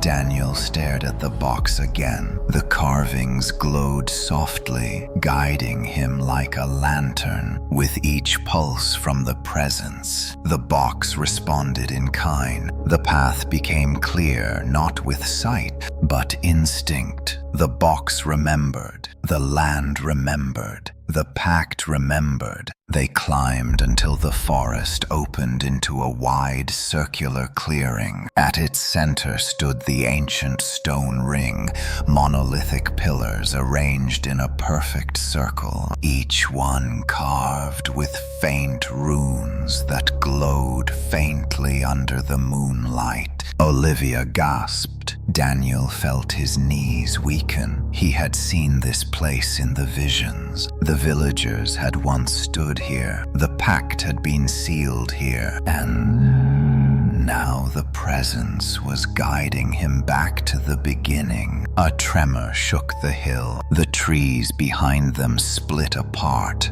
as the massive shadow rose over the clearing like a tidal wave. Tendrils reached upward, curling like claws. The presence pulsed once more. Daniel stepped toward the ring. Olivia grabbed his arm. Daniel, please, if you step into that circle, it will take you. Daniel looked at the stone pillars, then at the box. He whispered, maybe that is the only way to stop it. The ancient presence loomed behind them, and the stone ring began to glow. The stone ring pulsed with a pale glow, its runes shimmering faintly beneath centuries of moss and dust. Daniel stood at the edge of the circle, breath unsteady, the wooden box trembling in his hands as if recognizing the place. Olivia remained behind him, one hand gripping his arm, the other braced against her knee as she fought to catch her breath. She whispered that stepping inside the ring would be accepting the pact. Daniel did not answer. He felt the gravity of the moment, the pull of the ancient presence behind them, the weight of generations pressing on his shoulders. The darkness rising behind them swelled like a massive tide preparing to collapse over the hill. A rumbling vibration radiated through the earth, shaking loose stones and sending small avalanches of gravel sliding down the hillside. Daniel felt the presence closing in, its attention fixed not on Olivia, not on the forest, not even on the town below. It was locked entirely onto him, onto the bloodline it had been promised. The Pact Keeper. Olivia tugged his sleeve sharply. Daniel, please listen. The stone ring might not be a sealing point. It might be a portal,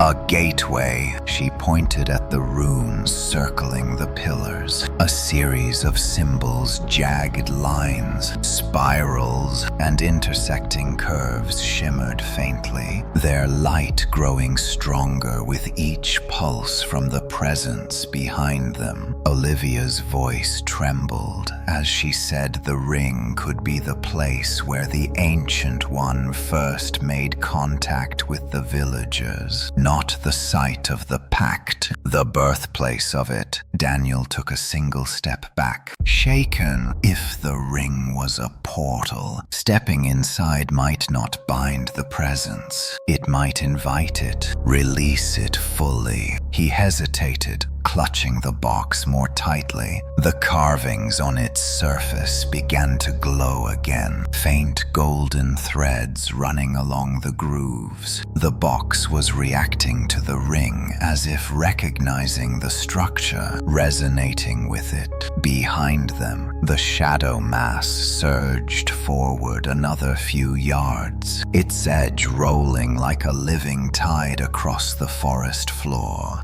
trees snapped as it touched them, disintegrating into dust that scattered into the void. The presence let out a deep, resonant tone, vibrating through the air like the toll of an enormous bell. Daniel felt the inside of his skull shake with the sound. Olivia grimaced, clutching her head. "We are out of time," she said through gritted teeth. Daniel forced himself forward 2 steps. The glow from the runes brightened, forming thin threads of light that ran between the standing stones like an intricate web. The ground inside the circle began to ripple, as though stirred by something beneath the soil. Olivia grabbed his arm again, whispering desperately that they did not know what would happen if he entered. Daniel whispered back that they knew exactly what would happen if he did not. The ancient presence let out another pulse. The hill shook. Dust rained from the stone pillars. Olivia shouted, "Daniel, go, if you have to,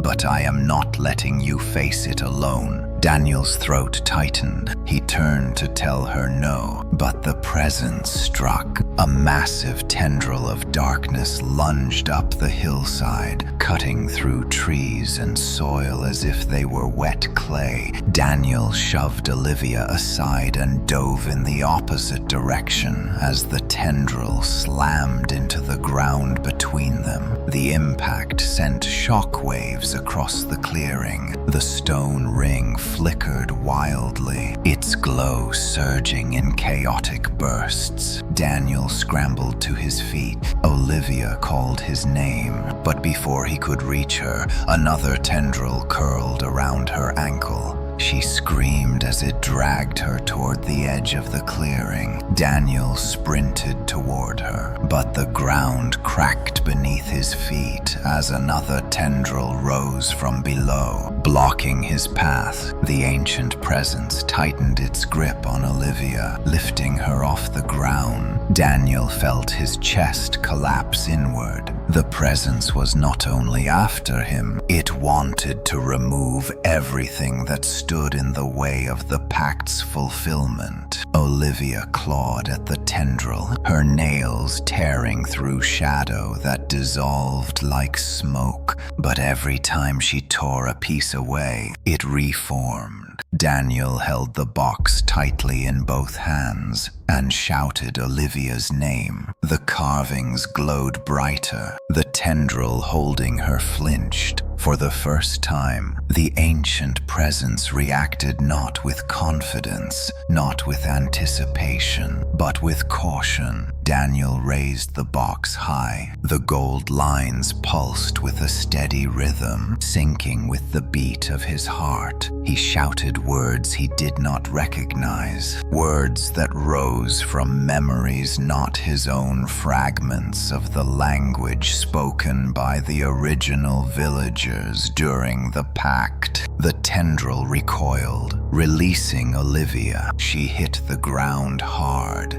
coughing, but alive. The presence let out a deeper, angrier toll that shook the hillside. Shadows writhed behind the trees like serpents in a nest. Tendrils rose everywhere, forming a writhing forest of darkness. Olivia crawled to Daniel's side. Gasping, Daniel helped her stand, never taking his eyes off the ancient mass. Olivia whispered, "Daniel, what did you say?" He shook his head. "I do not know. It spoke through me." She stared at the glowing box. She said the box was more than a vessel. It was a conduit, a bridge between his bloodline and the ancient force. His ancestor had used it not to seal or bind, but to negotiate, to bargain with the Ancient One in its own language. Daniel lowered the box slowly. The rings of light between the pillars grew brighter, swirling into a vortex. The ground inside the circle shimmered with a soft golden radiance.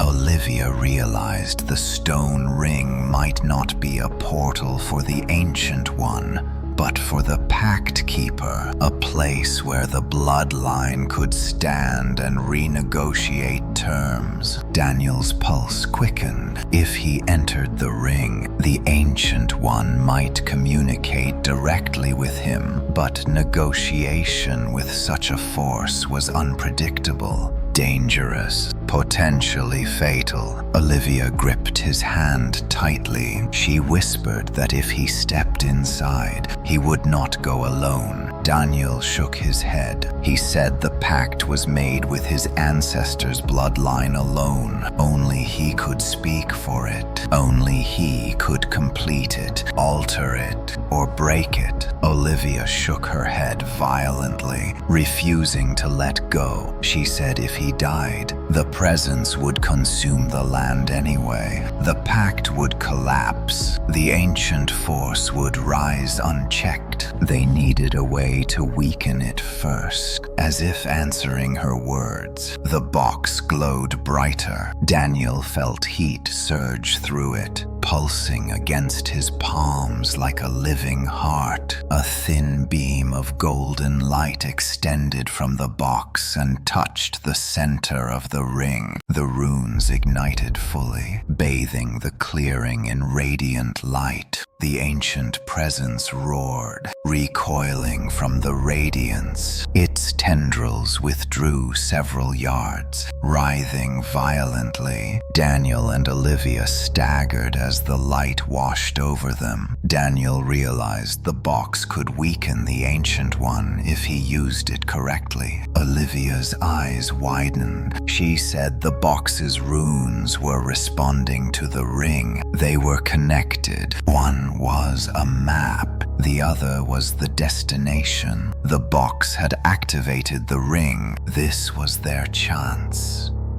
Before Daniel could react, the presence struck again. A massive tendril crashed down against the edge of the stone ring. The ground shattered, stones buckled, the pillars trembled. Daniel shouted for Olivia to get behind him, and she did, covering her head. Daniel stepped into the glowing ring. The light surged. The air collapsed inward. The ancient darkness shrieked. Daniel felt his mind pulled into a vortex of blinding gold and bottomless black. The forest vanished. The sky vanished. The world fell away, and Daniel met the Ancient One face to face. Not in the forest, but in the space between worlds where the pact had been born and where it demanded to be fulfilled. Light and darkness collided around Daniel, as if two worlds were trying to overwrite each other. His body no longer felt grounded in the forest. The pressure around him tightened, stretching his consciousness until it felt like his mind existed in several places simultaneously. He couldn't hear Olivia. He couldn't hear the forest. Instead, he floated in a vast expanse of shifting shadow streaked with molten gold. He stood on what felt like solid ground,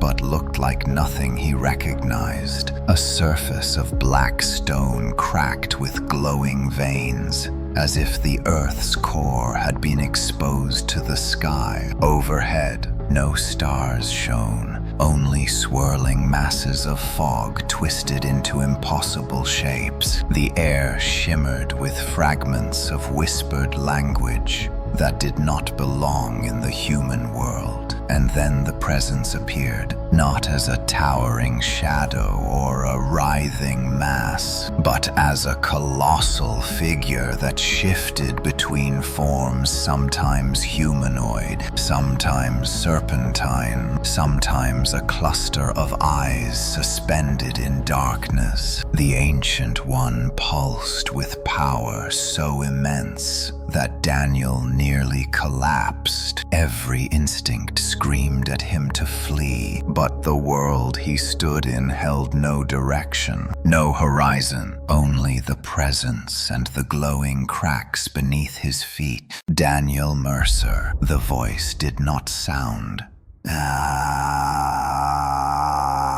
It formed inside him, vibrating along his bones. You have come to honor the pact. Daniel clenched his fists, forcing himself to stand tall. Though his legs trembled, he held the wooden box, now glowing softly in his hands. He said he came to negotiate, not surrender. The Ancient One shifted, its form expanding outward like mist blown by an unseen wind. It surrounded him without touching. A pact cannot be renegotiated.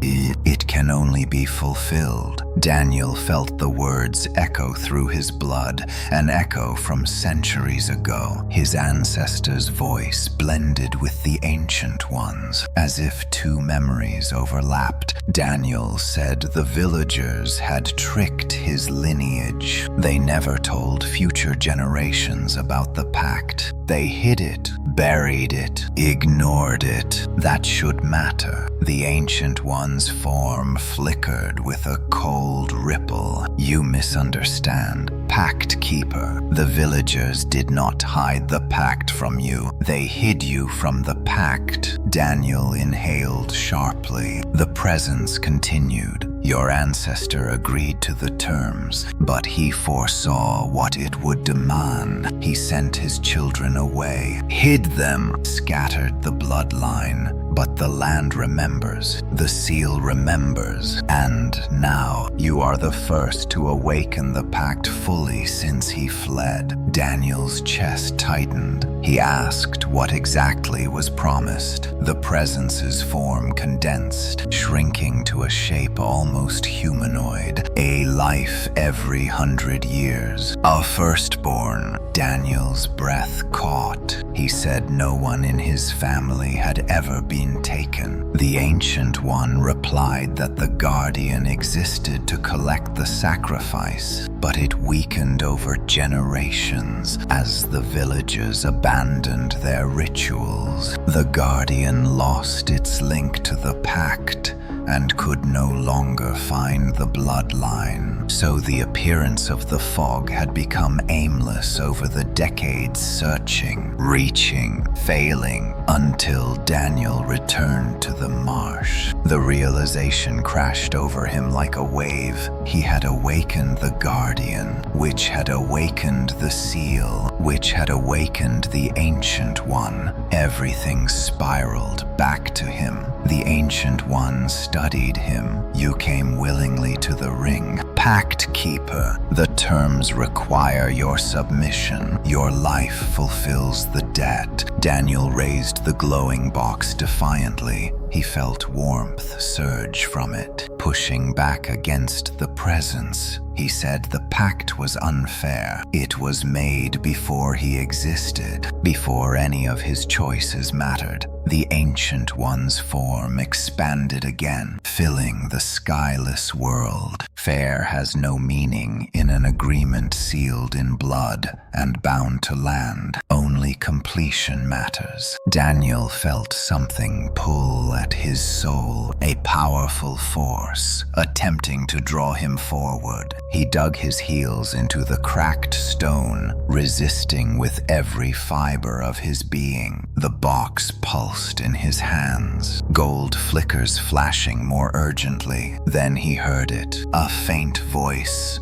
He looked around. The Ancient One did not react. The voice came again, clearer this time. Daniel, do not surrender. Olivia, her voice reached across worlds, threaded through the beam of golden light. that had pulled him into this space. Daniel felt a sudden surge of strength. He shouted that he would not give his life. The Ancient One's form pulsed violently. "You do not choose. Your bloodline already has." Daniel lifted the box. It ignited in blinding gold. Runes hidden beneath its surface unfurled like blooming flowers. Energy poured out in waves, pushing the Ancient One backward. The presence shrieked a soundless, psychic tear through the air. "You cannot wield the vessel against me. It exists to channel the pact, not defy it." Daniel screamed over the roar of energy. "Then what am I supposed to do? Tell me." The Ancient One's form flickered, fracturing around the edges like shattered glass. "You cannot break the pact, but you may shift it." Daniel froze. "Shift it? How?" The Ancient One's form contracted into a dense pillar of swirling shadow. "A pact holds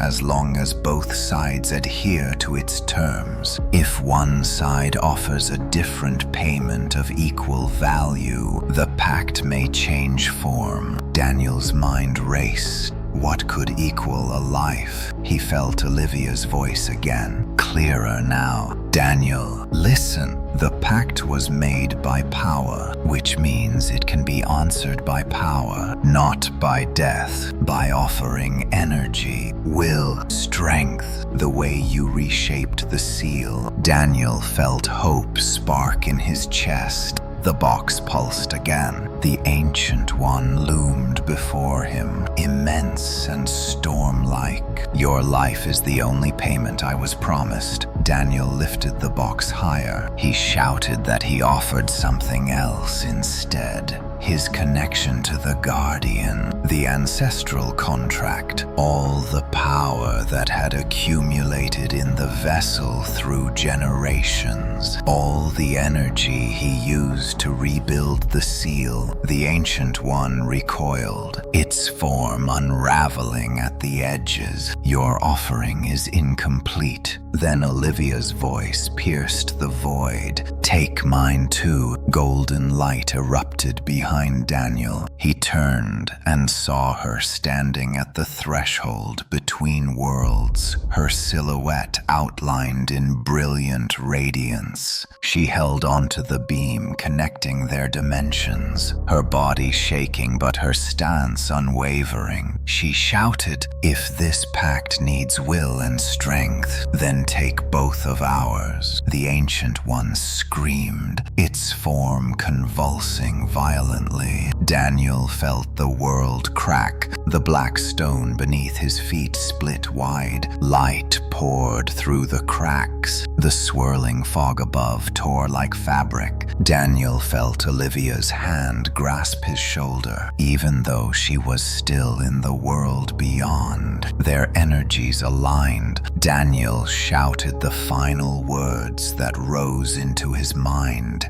Ancient ritual syllables spoken by the villagers long ago. The box responded. A column of gold erupted skyward, slamming into the Ancient One. Darkness shattered. The ancient presence wailed as its form fractured into 1,000 ribbons, dissolving into the void. Gold and black clashed violently until the entire space collapsed inward. The world folded, and Daniel fell through the light. He landed in the forest clearing, gasping for breath, the box smoking in his hands. Olivia stumbled beside him, collapsing into the grass. The stone ring stood dark and silent. The ancient presence was gone. But Daniel felt something tremble beneath the earth, a final whisper brushing his ear. Pact shifted, but not ended.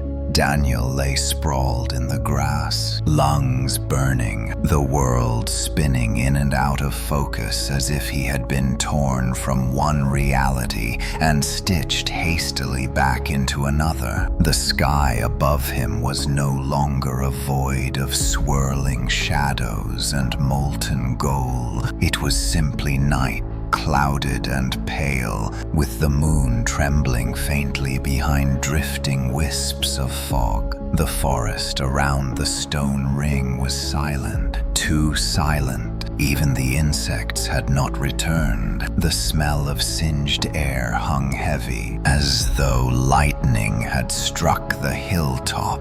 Olivia coughed beside him, turning onto her side. Her hands trembled violently as she pushed herself up. Daniel reached for her, steadying her shoulders. She flinched at the touch before realizing it was him. Her eyes were red, but alive. Daniel whispered her name. She gave a shaky nod. They were both still here, still breathing, still sane, at least enough to speak. The wooden box rested on the ground between them, smoke curling from its seams. The carvings on its surface had burned away, leaving faint scars where runes once glowed. Daniel no longer felt the pulse of ancient energy inside it. The box was empty now, a shell stripped of its purpose. Olivia stared at it. She whispered that the ancient presence was gone. Daniel wanted to believe her. He wanted to collapse and let exhaustion swallow him. But the tremor beneath the ground, faint but steady, told him otherwise. The presence had dissolved, but its echo remained deep in the earth, coiled in the roots of the land like a sleeping giant. Daniel pushed himself onto his knees, scanning the tree line. The forest appeared unchanged, yet he sensed a new tension in the air, as if the world itself held its breath. Olivia leaned against one of the stone pillars, tracing the faintly glowing runes. She said the ring had stabilized after the burst of energy. The golden light that once swirled inside it was gone now, leaving behind only ghost-like traces of radiance etched into the air. She whispered that they had succeeded, that the pact had shifted, not broken. Daniel nodded slowly, though doubt gnawed at him. He said the Ancient One was not destroyed. Olivia agreed, but the pact was no longer the same. They had offered will and strength instead of life, and the Ancient One had accepted it enough to withdraw. For now, Daniel stood, wincing as a ripple of pain shot up his spine. Every muscle felt like it had been pulled too tight. His thoughts flickered with images from the void,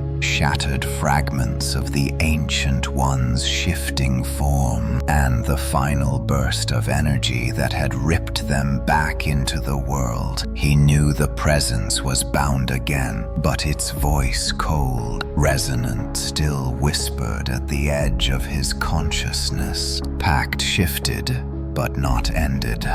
Olivia crossed her arms, hugging herself for warmth. She said they should leave the hill before anything else happened. Daniel agreed, but his body resisted every step. They moved cautiously down the slope, staying close together, as if the earth itself might betray them. Halfway down, Olivia paused suddenly. Daniel followed her gaze. Along the forest floor, faint black veins threaded through the soil like roots of a diseased tree. They pulsed slowly, as if breathing. Daniel crouched for a closer look. The veins writhed subtly beneath the dirt, whispering of something still alive beneath the surface. Olivia's voice cracked. She asked if the Ancient One was still growing. Daniel shook his head. Not growing, searching, adapting to the altered pact. They continued their descent until the hill leveled into a narrow stretch of woods. The trees here had changed. Their bark bore strange markings, jagged spirals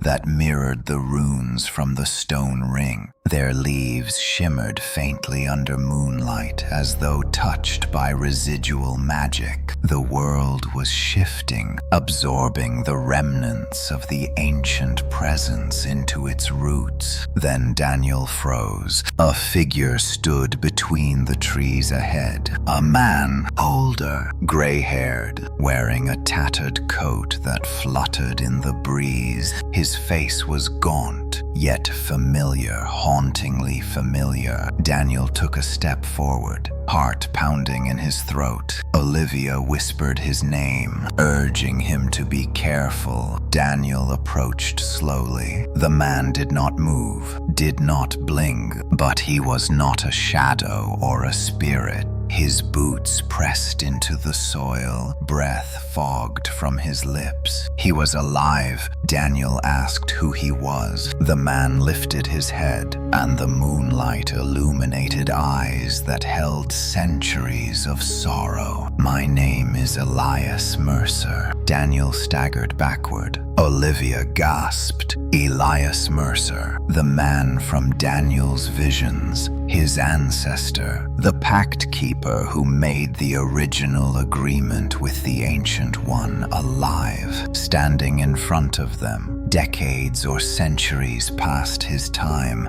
Daniel stammered that it was impossible. Elias stepped closer, and Daniel felt a cold wind swirl across his skin. Elias's voice cracked like dry leaves. "The pact does not allow death for its keeper. It binds us until the terms are fulfilled." Daniel realized with horror that Elias had been alive somewhere between worlds this entire time, bound by the Ancient One's agreement, unable to die, unable to rest, waiting for the bloodline to fulfill the pact. Elias looked at Daniel with equal parts regret and relief. He said Daniel had succeeded where he failed. The pact had shifted, the terms had changed, and because of that, he had finally been released from the Ancient One's hold. But he was not free. Not yet. Elias lifted a trembling hand toward the forest behind him.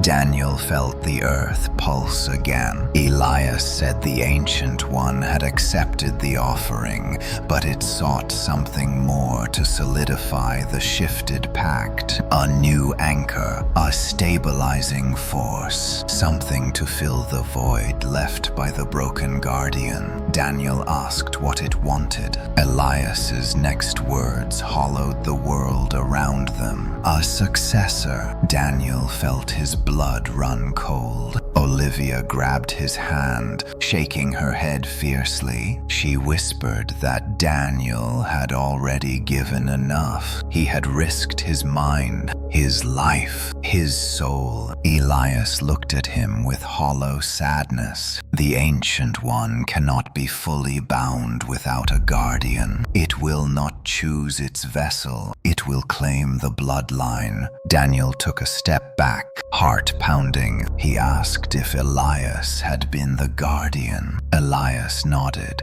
tears streaking down his ashen face. "I was trapped between worlds, neither dead nor alive, bound to watch, bound to serve, bound to contain what could not be killed." Daniel's breath faltered. He felt the weight of destiny pressing down on him, crushing him. Olivia stepped in front of Daniel, shielding him with her small frame. She said firmly that there had to be another way. Elias shook his head. The pact was ancient, older than language, older than Grey Ridge, bound by forces that did not care for fairness or mortal lives. Daniel felt something move beneath the soil near his feet, a faint coil of darkness or light. He could not tell. It brushed against him like a cold hand. Elias whispered that the Ancient One would return in full strength unless a guardian rose to replace him. Daniel was the bloodline. He was the successor. Olivia grabbed Daniel's arm and pulled him back. She said he had already proven that pacts could be changed. If the Ancient One accepted will over life before, it might accept something else now, something neither death nor eternal servitude. She turned to Elias and asked if the pact could shift again. Elias hesitated, and the ground trembled beneath them. A deep crack opened in the earth, glowing faint gold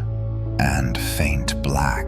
The Ancient One was listening. Daniel felt the choice closing around him like a cage. Either accept the mantle of guardian eternal vigilance in a world between worlds, or find a new terms-changing offering before the Ancient One forced its will upon him. Elias whispered a final warning. Choose quickly. The earth is already deciding for you. The earth pulsed beneath Daniel's boots like a living thing trying to awaken under his weight. Golden light and black shadow leaked through the crack at his feet, twisting together like two serpents fighting for dominance. Olivia stepped back instinctively, pulling Daniel with her, but he resisted, staring down into the trembling fissure. He could feel the Ancient One listening, waiting, judging. The pact was moving again, flowing like molten metal seeking its final shape. Elias Mercer stood silent beneath the moon's dim glow, his face carved with centuries of exhaustion. Though his body now walked the world again, he seemed more spirit than man. His skin flickered between solidity and transparency, as if the pact still held him midway between life and death. Olivia's voice trembled as she spoke. Elias, there must be another way. Daniel is not a vessel. He is not a cage. There has to be something else we can offer. Elias shook his head slowly. The pact's core cannot be altered freely, only shifted, not destroyed. A guardian must exist. A successor must rise. Olivia stepped in front of Daniel. Then make me the guardian. Daniel flinched. Elias's face twisted with sorrow. It does not choose by bravery. It chooses by blood. Olivia clenched her fists. Then we find a way to change that too. The earth trembled harder. The black veins spreading from the fissure pulsed in an erratic rhythm. Daniel felt a dull ache inside his mind, a memory that was not his, pushing forward like a foreign thought. He saw flashes of the villagers kneeling before the Ancient One, runes painted with blood. A circle of 13, his ancestor among them, desperate and afraid. He saw the moment Elias attempted to absorb the pact's burden alone. But the Ancient One rejected any change without equal cost. Daniel blinked hard, clearing the vision. He whispered to Elias that he now understood. The Ancient One accepted shifts only when offered something that matched the power it demanded. Will for will, strength for strength. But to shift a destiny, it required something deeper. Elias replied softly, "A successor chooses nothing. A guardian chooses everything." Before Daniel could respond, the fissure split wider with a violent crack. A column of shadow shot upward, twisting like a cyclone. Olivia pulled Daniel back, stumbling over roots. Elias raised his hands, shouting ancient words that Daniel recognized from the void. The shadow reeled, recoiling from Elias but not retreating. Daniel realized why. Elias was no longer bound to the pact's center. He had been released when the pact shifted. He could resist, but he could not command. Another tendril of shadow shot outward, this time toward Olivia. Daniel lunged forward, grabbing her shoulders and pulling her behind him. The tendril froze inches from his chest. It vibrated with anticipation, recognition, the bloodline. Daniel felt its pull, not violent, not aggressive, expectant. Olivia saw it too. She whispered, "Daniel, it is waiting for your choice." But Daniel saw something deeper in the movement of the tendril hesitation. The Ancient One wanted him as the new guardian, but it had accepted their previous offering. For the first time, the pact was uncertain. Daniel stepped forward. The tendril curled around him, not touching, but circling like smoke around fire. He felt the weight of infinite years pressing at the edges of his mind. He heard voices, 1,000 echoes layered over the centuries, pleading, bargaining, dying. The guardians before him, the ones who had stood in the same place, Elias among them. Daniel swallowed hard. "Tell me what it wants." And Elias answered, "It wants someone to stand between worlds, someone to prevent it from rising fully, someone to hold the balance. A guardian is not a prisoner. He is a gate, a sentinel." Olivia grabbed Daniel's hand tightly. "You cannot let it take you. You cannot disappear like Elias did. You cannot leave this world." Daniel looked at her. In the dim light, her face was streaked with dirt and fear, but her eyes held the same fierce determination that had carried them through every nightmare. He realized he didn't want to abandon her, not after everything they had survived, not after she had risked her life to pull him out of the void. The ground shook more violently, the fissure glowing brighter. The Ancient One's consciousness pressed harder against Daniel's thoughts. "Successor." He felt the word like a weight dropped into his chest. Elias stepped closer, placing a trembling hand on Daniel's shoulder. "You can choose a different path, offer something new, shift the pact further, but you must understand, the Ancient One does not accept weakness. It accepts equivalence." Daniel stared into the fissure, golden and black light swirling together, each pulse shaking the hilltop. Olivia stepped beside him, gripping his hand. He whispered, "If not my life, and not guardianship, then what does equal a destiny?" Olivia squeezed his fingers. "Your will changed the seal. Our combined strength shifted the pact. But destiny maybe. Destiny can only be matched by another destiny." Daniel turned to her, realization dawning painfully. "No, absolutely not. I will not offer you." Olivia shook her head violently. "You are not offering me. I am offering myself." Daniel felt his throat close. Elias stepped between them. "No, she is not of the bloodline. The Ancient One would reject her, but the pact recognizes unity, the merging of two wills as one. It is ancient magic, rare, dangerous, almost impossible. but you two already touched it when you broke through the void. If you willingly combine your destinies, you may offer that union as the new anchor. Daniel blinked, stunned. Combine our destinies. What does that even mean? Olivia whispered. It means what we already did. You and I faced the Ancient One together. Our wills aligned. If we do it again willingly, the pact may accept the shared destiny in place of yours alone. Daniel felt the fissure responding. The golden light brightened. The black veins contracted. The ancient presence listened closely. But Elias warned, be cautious. The pact will not take half measures. If you offer unity, it will bind you together. Your fates will merge. Your future will never again belong to only one of you. You will either rise together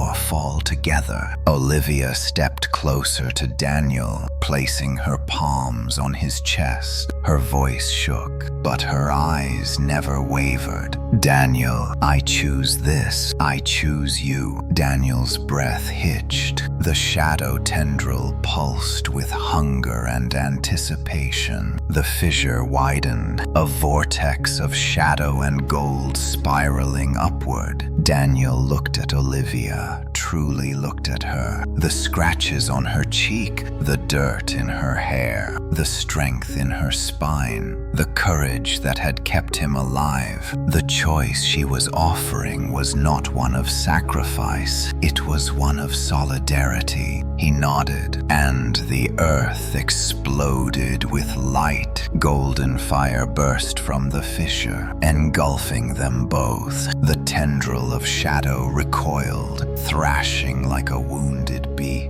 The runes carved into the stone ring ignited one by one, casting the entire hilltop in blazing radiance. Daniel felt Olivia's hands tighten against him. Their hearts beat in sync, their breaths aligned, their thoughts merged in a strange, profound clarity. The Ancient One roared from beneath the world, a sound like the shattering of mountains. Daniel felt its fury, its fear, its desperation. The pact twisted, contorted, and strained to accept the new offering. Destiny fused with destiny, will fused with will. Daniel and Olivia rose into the air, lifted by a vortex of blinding gold. The tendrils of shadow shrieked as they dissolved, unable to withstand the force of the unified pact. Elias watched with tears streaming down his hollow face. Then the golden vortex collapsed inward. Silence. Smoke drifted across the hilltop.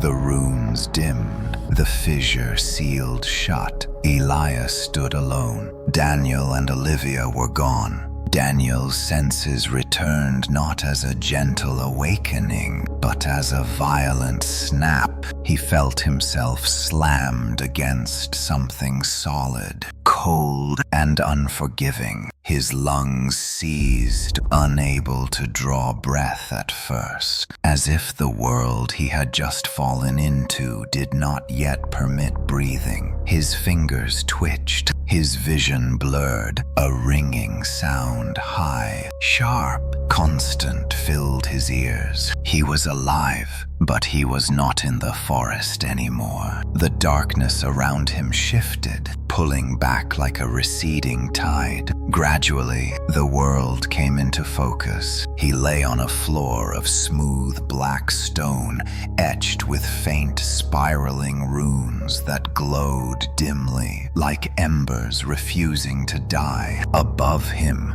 stretched a vast chandelier of floating crystals, suspended in mid-air, orbiting slowly in a pattern that made no architectural sense. Their pale light cast rippling reflections along the stone walls that stretched impossibly high. Daniel pushed himself upright, groaning as pain lanced through his ribs. His voice rasped out, barely above a whisper. Olivia Olivia. He staggered to his feet, heart pounding in raw panic. He spun around, scanning the massive chamber. The air shimmered like heat on desert sand. Shadows twisted in the corners, moving without source or origin. But Olivia was nowhere.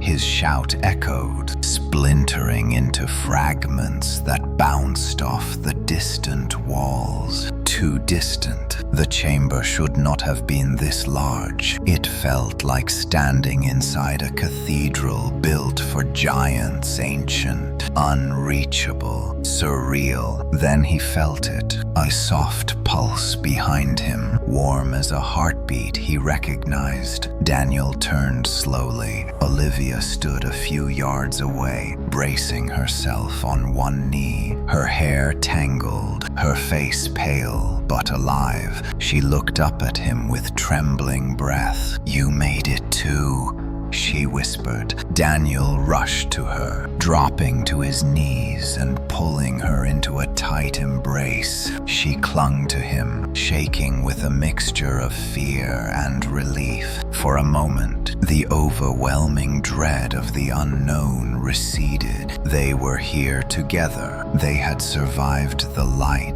the collapse, the pact, but their reunion lasted only seconds. The chamber darkened. A deep vibration rolled through the floor, crawling up Daniel's spine like claws. Olivia tensed, breaking away from the embrace. Daniel stood protectively in front of her as the walls of the chamber shifted, literally shifted like stone, turning to liquid, reforming in new shapes. Pillars extended upward, platforms emerged from the ground. A circular emblem blazed into full brightness beneath their feet. Daniel whispered, "We are not in the human world anymore." Olivia nodded grimly. "This is a place between, a plane created by the pact, or by the Ancient One itself." A cold wind spiraled through the chamber, extinguishing the faint runes along the walls. The floating crystals flared red, then dimmed to a trembling violet glow. The shadows twisted again, this time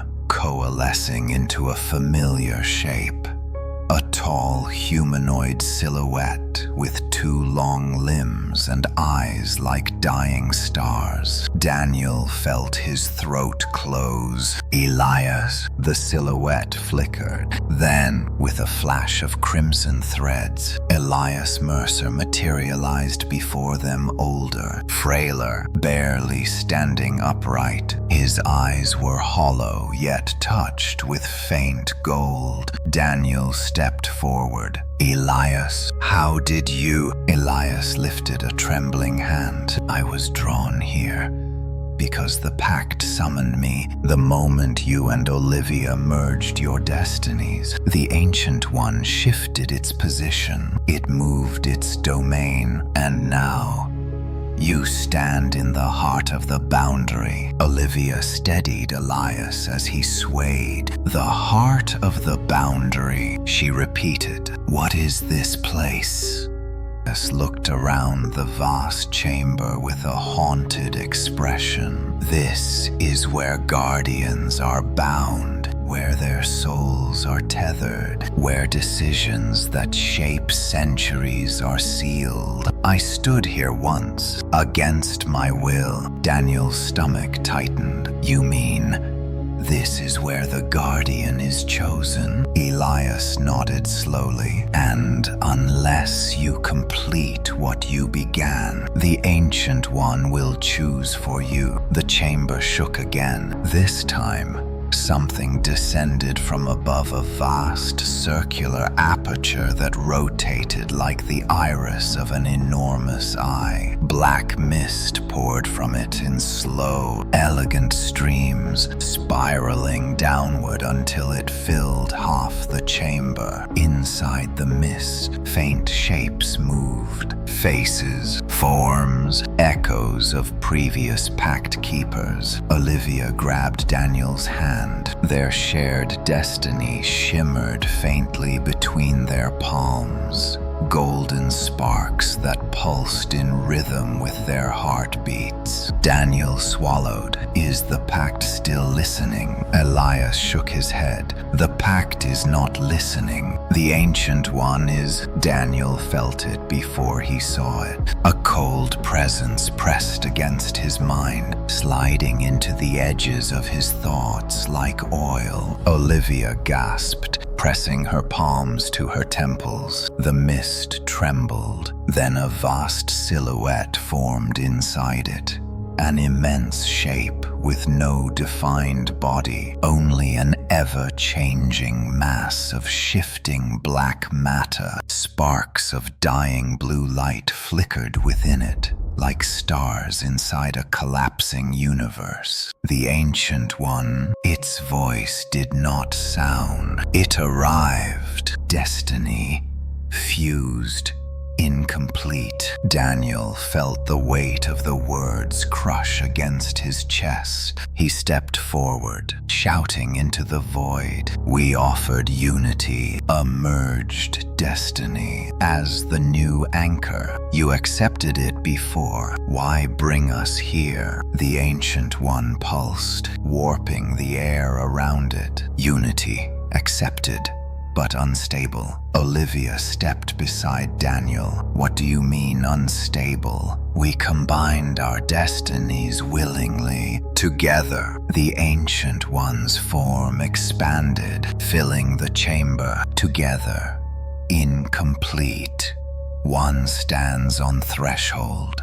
One stands in world. Daniel felt his pulse freeze. It meant him and Olivia. They were connected but unequal. Their destinies intertwined, but their roles in the pact differed, and something inside the Ancient One rejected imbalance. Elias gripped the pillar beside him. The Ancient One requires equilibrium. A guardian cannot be formed from two halves, only from a whole. Olivia's breath hitched. What does that mean? Elias answered with a fractured voice. It means one of you must yield your destiny to the other, fully and willingly. Only then will the Ancient One accept the merged fate as a complete offering. Daniel stared at Olivia, horror forming in his gut. No, absolutely not. We choose together. We survive together. That was the entire point. Olivia gripped his shoulders. But Daniel,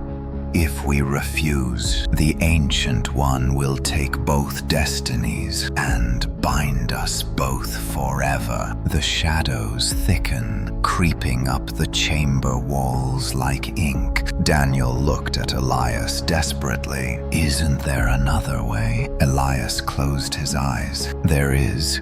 But it is beyond risk. It requires defying the pact entirely, not shifting it. You would stand against the Ancient One instead of bargaining with it. Daniel asked, voice fragile. What would that cost? Elias looked at him with unbearable sorrow. Everything. The chamber floor split into 3 paths, one glowing gold, one glowing black, one shimmering violently between the two like a crack in time. Daniel realized the Ancient One had given them the final choices. Gold, submission. One destiny yields to the other. One guardian forged. Black, surrender. Both destinies consumed. The trembling path, defiance. A break from the pact. A battle no human had ever survived. Olivia squeezed Daniel's hand. Whatever we choose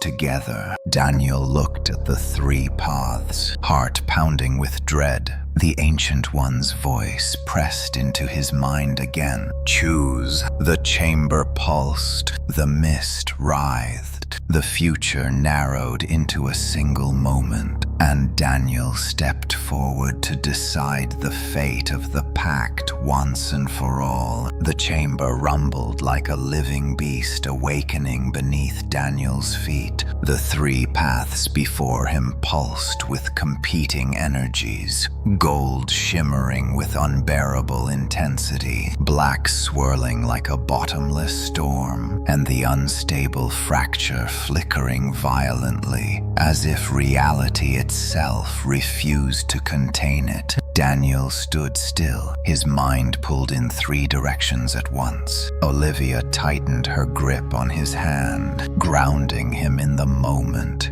despite the overwhelming presence pressing against their thoughts. Choose. The command rippled through the chamber in the Ancient One's voice, each syllable slicing through Daniel's nerves like shards of ice. The mist coiled higher around the towering mass of the ancient presence, its shifting form almost humanoid as it leaned closer. Blue sparks flickered within its shadowed core, blinking like dying stars. Olivia whispered, "Daniel, whatever happens, remember what we came here for. Not just survival, not sacrifice. A future we choose."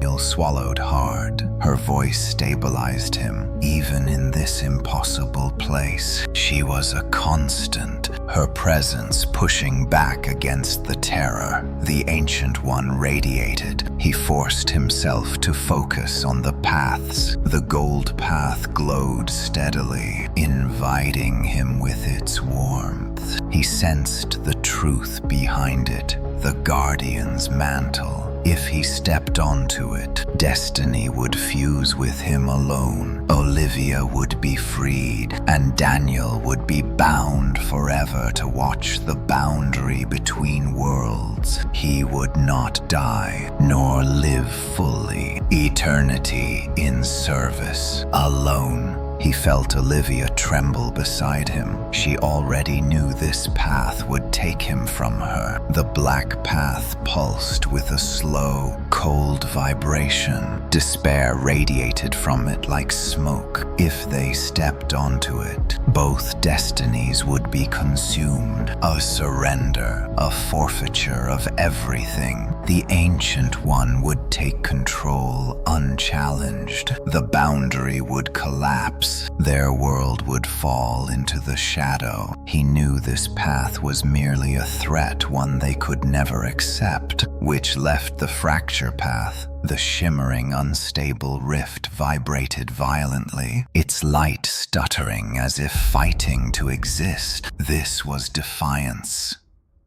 Challenge to the pact itself. Elias had said it would cost everything, but what did everything mean? Their souls, their lives, their shared destiny. Daniel could not sense what lay at the end of that road, and the unknown terrified him far more than death. He looked at Olivia. She looked back, her eyes bright despite the fear swirling inside them. She whispered, "Daniel, the gold path is not the only way to protect the world. The pact accepted our unity before. It can accept a new outcome again, but only if we fight for it." Daniel felt an unforgiving pressure inside his chest. The Ancient One reacted to her words with a low, pulsing drone that shook the floating crystals above them. Elias stepped forward weakly, his voice barely audible. "Be careful. The Ancient One does not tolerate rebellion. Defy it, and it will show you the full weight of its power." Olivia's jaw tightened. "We already defied it once." The chamber dimmed suddenly. The mist thickened. A single tendril of black smoke curled from the Ancient One's form, reaching toward Olivia with surgical precision. Daniel yanked her back, and the tendril snapped shut an inch from where she had stood. "Equilibrium," the Ancient One spoke. "Unity. incomplete. One must yield. Daniel felt anger surge through him, shocking in its intensity. No, we faced you together. We choose together. The ancient presence expanded, filling half the chamber. Then choose. The crystal iris above them contracted, focusing a shaft of pale violet light onto the fracture path as if tempting them. Elias staggered back, horrified. If you take that road, the Ancient One will not negotiate. It will attack. Olivia lifted her chin, then let it. Daniel stared at her, feeling something ignite inside him, a fierce, unshakable resolve. He squeezed her hand and stepped toward the fracture path. Olivia fell into step beside him. The Ancient One roared, shaking the chamber. The crack in reality burst open, releasing a torrent of wind-like force that whipped their clothes and tore at their hair. Daniel felt the violent energy tearing at his thoughts, trying to pull him apart. Olivia cried out but held fast, refusing to let go. Elias shouted Daniel, "Olivia, do not let it divide you. The pact breaks if your unity breaks." Daniel pulled Olivia closer, shielding her with his arm. They pushed forward inch by inch as the fracture path writhed beneath them, its unstable light rippling into the void. The Ancient One lashed out. Shadow tendrils erupted from the mist, striking at them with lethal force. Daniel ducked, dragging Olivia down with him as a tendril sliced through the air. The floor cracked where it hit, sending shards of glowing stone flying. Another tendril whipped toward Daniel's head. Olivia shoved him aside at the last second, and the tendril grazed her shoulder. She gasped, collapsing from the jolt. Daniel caught her before she hit the ground, terror sweeping through him. "Olivia," her fingers dug into his arm. "I am fine. Keep going. Do not stop." He lifted her, forcing his way forward as the Ancient One's rage manifested in a storm of shadows and screeching psychic noise. Then something strange happened. The fracture path responded to them. Golden sparks flickered between Daniel's chest and Olivia's injured shoulder. Their shared destiny glowed brighter. The unstable path stabilized slightly, as if accepting their unity as the fuel it needed to exist. Daniel felt a surge of hope. The Ancient One sensed it too. A deafening roar filled the chamber. The mist began spiraling violently, forming a vortex that attempted to drag them backward. Elias shouted warnings, but his voice was distant now, drowned out by the howl of the storm. Daniel and Olivia pushed onward. The vortex intensified. Tendrils whipped around them, striking the ground and pillars. One coiled around Daniel's waist, pulling with horrific force. Olivia screamed his name and seized his hand with both of hers, anchoring him. The tendril tightened until Daniel felt his ribs strain, but Olivia's grip kept him tethered. Then flash, a burst of golden light erupted from their interlocked hands, blasting the tendril apart. The Ancient One recoiled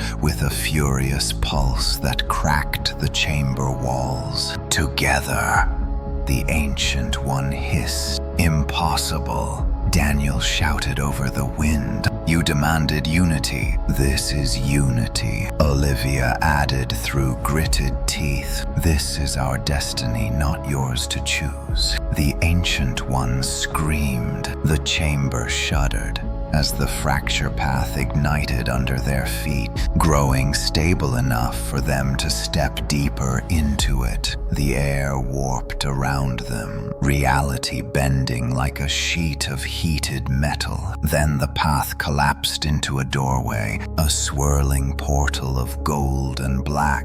Daniel and Olivia braced themselves at its threshold. The Ancient One hurtled forward, desperate to stop them. Elias shouted from across the chamber, "Go! You have already changed the pact more than anyone ever has. Whatever lies beyond that doorway, only you two can survive it." Daniel pulled Olivia close. The portal roared like a beast. The Ancient One lunged, and Daniel and Olivia stepped into the light. Reality shattered around them. Colors they had no names for streaked past. Their bodies stretched, blurred, reformed. Their thoughts dissolved into shared threads. Love, determination woven tightly together as the portal folded them inward and outward simultaneously. Olivia's fingers locked around Daniel's. Their unity became not an idea, not a choice, but a fact of existence. The portal spat them out into darkness. They landed hard, but not on stone. Grass. Wind brushed Daniel's face. He blinked rapidly, adjusting to the sudden dim light. They were outside, not in the forest, not in the boundary chamber. They stood in a vast field under a twilight sky, streaked with violet clouds. A single monolithic structure towered in the distance, a colossal obsidian spire covered in spiraling runes, identical to the ones from the pact. It pulsed like a heartbeat in the horizon. Olivia staggered to her feet, eyes wide with awe and dread. "Daniel, where are we?" Daniel stared at the towering spire, feeling a deep, ancient pulse vibrating through the ground. He whispered, "We are in the Ancient One's world, and here the pact will either end or consume us." Daniel felt the wind first cool, steady, sweeping across the strange twilight field. It carried no scent he recognized, neither earth nor flowers nor decay. It was a wind from a world not made for humans. Olivia stood beside him, steadying herself as the sky rippled above them in slow waves, as though the atmosphere were liquid glass stirred by unseen hands. The colossal obsidian spire in the distance pulsed again, sending a deep tremor through the ground beneath them. Daniel whispered, "This place, it is alive." Olivia nodded, her breath shaky, the spire's glow reflected in her wide eyes. Everything about this world felt wrong. The shadows had no fixed shapes. The clouds drifted against the direction of the wind. The field stretched endlessly. Yet the horizon curved upward instead of receding. The sky darkened and brightened in pulses like the beating of a cosmic heart. Daniel stepped forward carefully, testing the ground. Grass bent under his boots like normal, yet when he touched it with his hand, the blades shifted slightly, rearranging themselves as if reacting to his presence. Olivia jerked her hand back when the grass near her feet twisted subtly in her direction. "This place is reacting to us," Olivia said, "as if we are intruders." Daniel replied quietly, "Or as if it is studying us." The obsidian spire pulsed again, brighter this time, A low hum drifted across the field, deep, resonant, familiar. The Ancient One. Daniel felt the vibrations pressing into his chest, into his bones. The world responded as if the spire was its voice. Daniel turned to Olivia. "We have to move. That thing knows we are here." They began walking across the field, keeping their eyes on the enormous structure in the distance. The path before them shifted subtly, guiding them forward, yet also twisting in unnatural curves. The ground seemed to breathe beneath their feet, rising and falling in slow patterns. Daniel felt Olivia's hand slip into his. Their unity, the tie they formed when merging their destinies, glowed softly between them, a faint ember in an endless void. After several minutes, Olivia spoke, her voice uneasy. "Daniel, do you feel that?"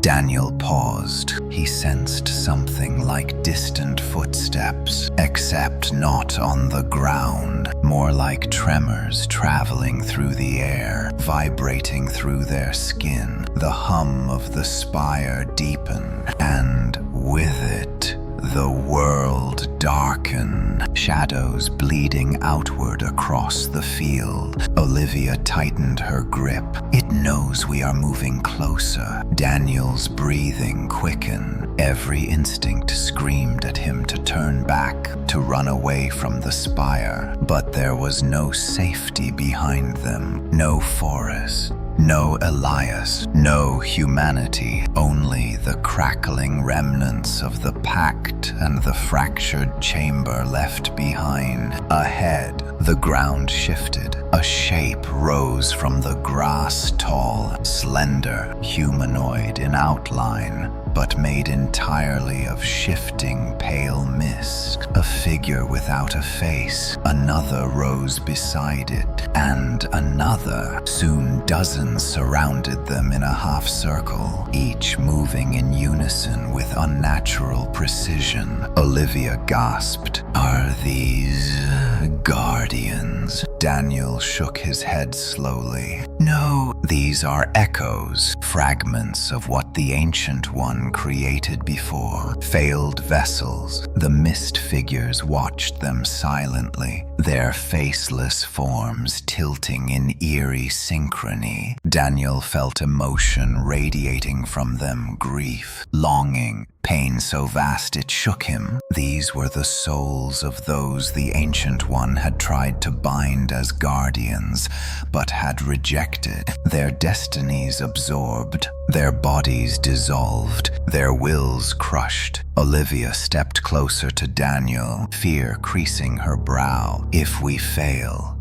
is this what we become?" Daniel didn't answer. He didn't know. The echoes parted slowly, forming a narrow path leading straight toward the spire, as if inviting or commanding. Olivia whispered, "It wants us to approach. There is no avoiding it." Daniel exhaled, then nodded. "Let's go." They walked forward, passing the mist figures. Some turned as they moved, their faceless heads tracking Daniel with slow precision. Others drifted backward, clearing the path. Daniel felt pressure build in his chest, each breath growing heavier as they neared the spire. Closer now, the structure towered above them like a mountain. The runes carved into its obsidian surface swirled and shifted as though rearranging themselves in response to Daniel's presence. Olivia reached out cautiously, but Daniel grabbed her wrist. "Don't touch it." The air vibrated violently as the spire pulsed again. This time, the hum intensified into a deep, resonant voice not inside Daniel's mind, but around them, formed by the world itself. "Pact bearers, successors, you stand in the heart of origin." The ground split open beneath the spire's base. revealing a cavernous entrance. Golden and black light spilled out, twisting into spirals that beckoned them closer. Olivia steadied her breath. Daniel, it wants us inside. Daniel nodded slowly. The final negotiation, or the final battle. They stepped into the spire's opening. Inside, the chamber defied geometry. Runes crawled along walls that weren't walls. Floors shifted like water under pressure. A massive sphere of swirling black and gold hovered in the center, pulsing with enormous power, living power. Daniel whispered, "That is the core, the heart of the pact." Olivia stared at the sphere, her voice trembling. "It is alive. It feels everything. Past guardians, past pacts. Us." The sphere pulsed violently. The world dimmed. A towering figure formed beside it, the Ancient One's true manifestation. Its body was a shifting silhouette of endless darkness, with dozens of eyes opening and closing like blinking stars. Its voice reverberated through the chamber. Unity acknowledged. Daniel shouted back, "Then why bring us here? What do you want?" The Ancient One moved closer, its shadow enveloping the chamber. "Equilibrium. Completion. A single destiny. Your union fractured fate. It must resolve." His voice cracked with frustration. "Resolve how? By killing one of us, by forcing us into servitude." The Ancient One's many eyes flickered. "Not death, not servitude. Synchronization." Daniel and Olivia exchanged a confused look. The Ancient One raised an arm of swirling shadow. The sphere pulsed again and projected two forms, faint silhouettes of Daniel and Olivia made of light and shadow, intertwined but unstable. Their outlines flickered in dissonance. Daniel asked, "What does synchronization mean?" The Ancient One replied, "A single will forged from two souls, a guardian born from complete unity. Your shared destiny must become one consciousness." Daniel's heart froze. Olivia went pale. "You mean merge us?" she whispered. The Ancient One tilted its enormous head. "Yes." Daniel felt the ground tilt beneath him. "Merge fully mind, spirit, will becoming a single being, a fused consciousness." He and Olivia would no longer be separate. No memories.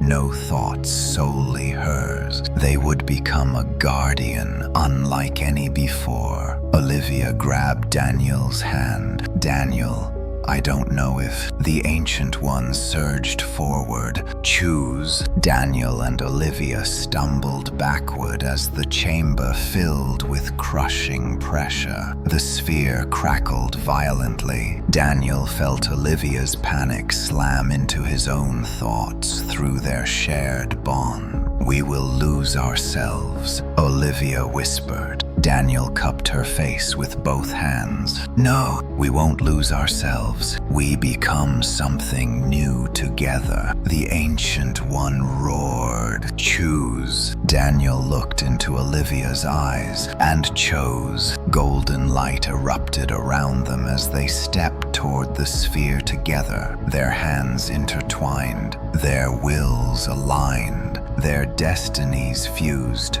The Ancient One screamed. The world exploded, and everything went white. White, endless, burning white. Daniel could not tell if he was falling or rising, dissolving or reforming. His body had no edges. His thoughts had no center. He felt Olivia, her presence, her fear, her strength intertwined with him in a rhythm that was both familiar and foreign. two consciousnesses twisting around each other, unsure where one ended and the other began. A single heartbeat made from two lives, but the white did not hold. It cracked. A fissure tore through the light, splitting the void into fragments. The world reassembled with a sound like shattering glass, and Daniel felt weight again, a body, breath, gravity. His knees buckled, and he collapsed onto a cold surface that vibrated like living stone. Olivia gasped beside him, her hand clutching his. They were still separate, not merged. Not fully. The world around them was no longer the spire's inner chamber. They stood in a vast expanse that felt simultaneously infinite and enclosed, a circular arena floating in a void of twisting fog and shifting runes. The floor beneath them was a mosaic of gold and black, spiraling toward a central symbol that pulsed in a slow heartbeat.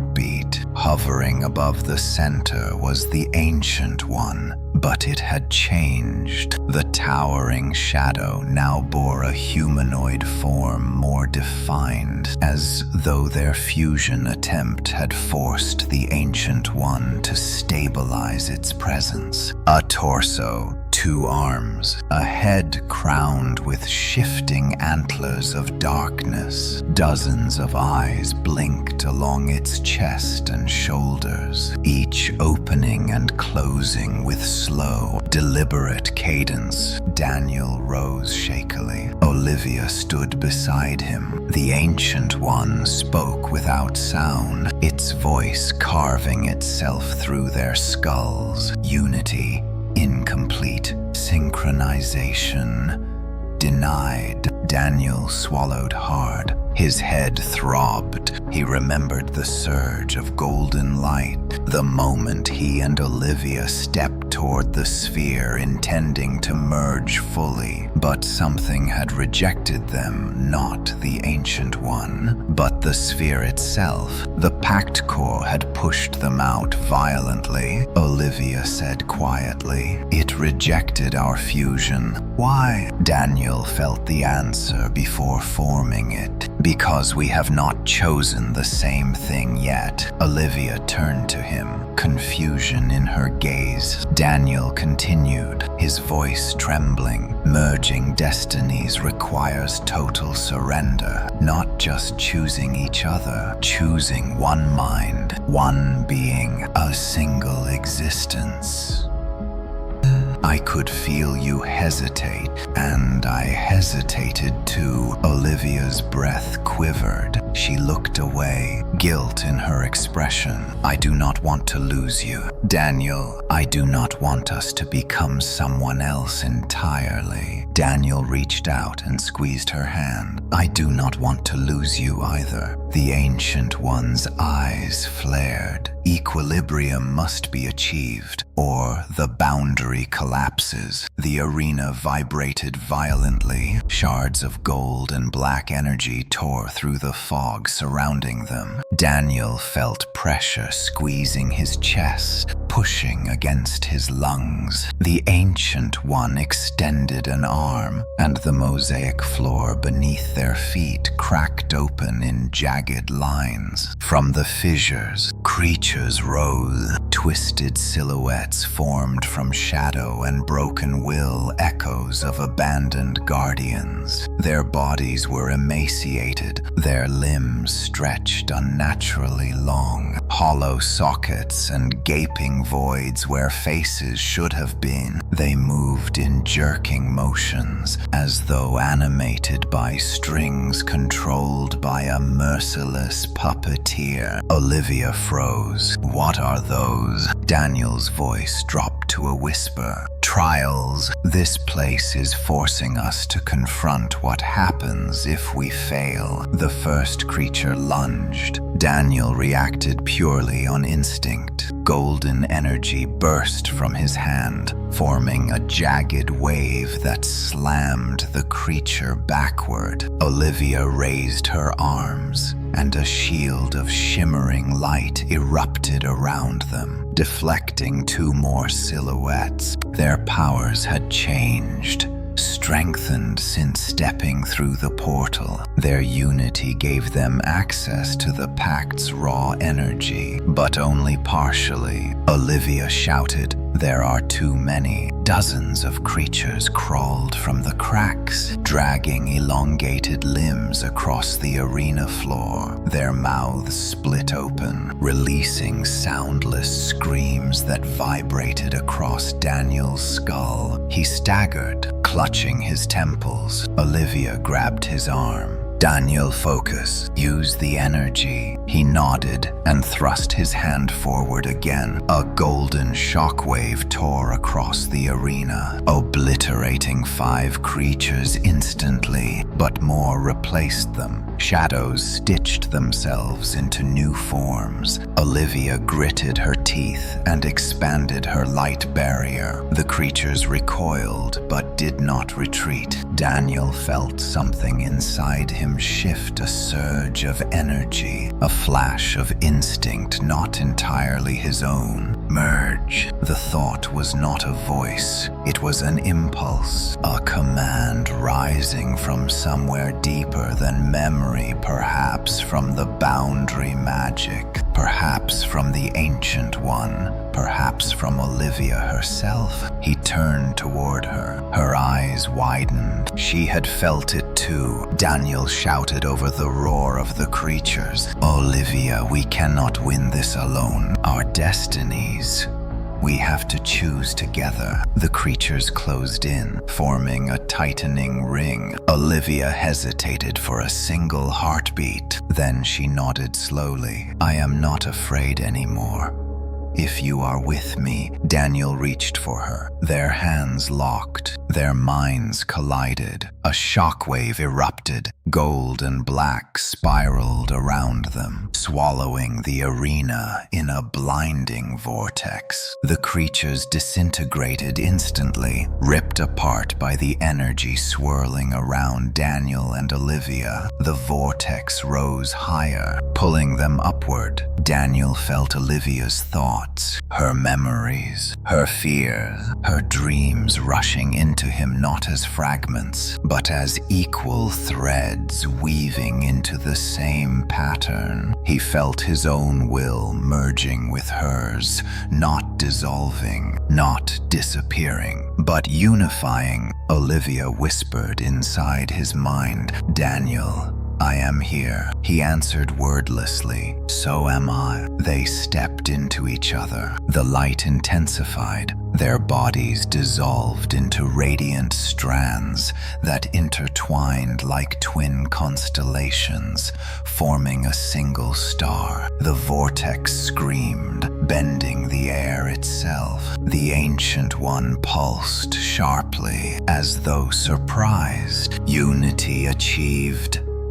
Daniel felt a new form taking shape. Not a replacement, not a loss of self, but a synthesis, a guardian not forged from one soul, but from two souls willingly intertwining. Then the light burst. Daniel and Olivia reformed on the arena floor, or rather, something new stood there. A single being with Daniel's height, Olivia's grace, their blended energy radiating in gold and shadow. Their hair shimmered in streaks of black and gold. Their eyes glowed with 2 layers. Daniel's determined blue and Olivia's fierce amber overlapping. Their voices merged as they spoke in unison, yet remained distinct. "We choose unity. We choose balance." The Ancient One leaned forward, dozens of eyes opening simultaneously. Guardian formed. The arena trembled as the runes blazed in spirals. The fog peeled away, revealing a distant horizon of broken worlds and drifting shadows. The Ancient One extended its arm toward the fused Guardian, then arise, and the arena collapsed. The ground shattered beneath their feet, sending them plummeting into the void. But they did not fall, they flew, rising with new power coursing through their veins. They were no longer Daniel, they were no longer Olivia, they were the guardian of the boundary, and their war had only begun. The void swallowed everything: sound, form, memory. Even the concept of direction collapsed into flickering geometric fragments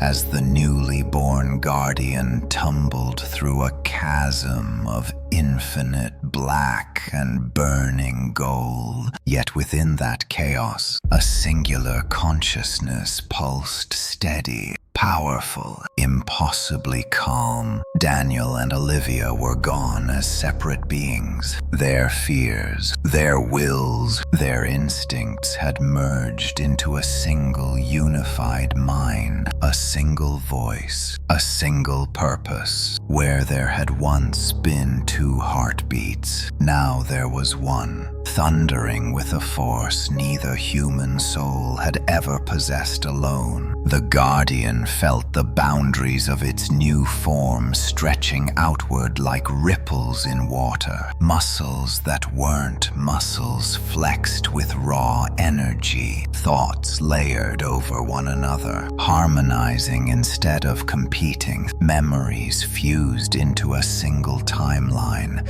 Daniel's childhood blending into Olivia's dreams, Olivia's losses echoing through Daniel's triumphs, forming a tapestry of identity stronger than either one alone. The void trembled, the Guardian's eyes opened, not Daniel's blue, not Olivia's amber, but a hybrid glow of shimmering gold and deep obsidian swirling in fractal patterns. Before them, the Ancient One hovered in the collapsing arena. The shadows that formed its body recoiled, as if struck by an unseen blow. For the first time, the Ancient One trembled, synchronization complete. But beneath the acknowledgement lay something else: fear. The Guardian stepped forward. Each movement cracked the void, sending fractures of light spiraling outward. Their voice rang through the darkness, two tones overlaid into one unified resonance. The pact is no longer yours to command. The Ancient One's countless eyes snapped open simultaneously, glowing with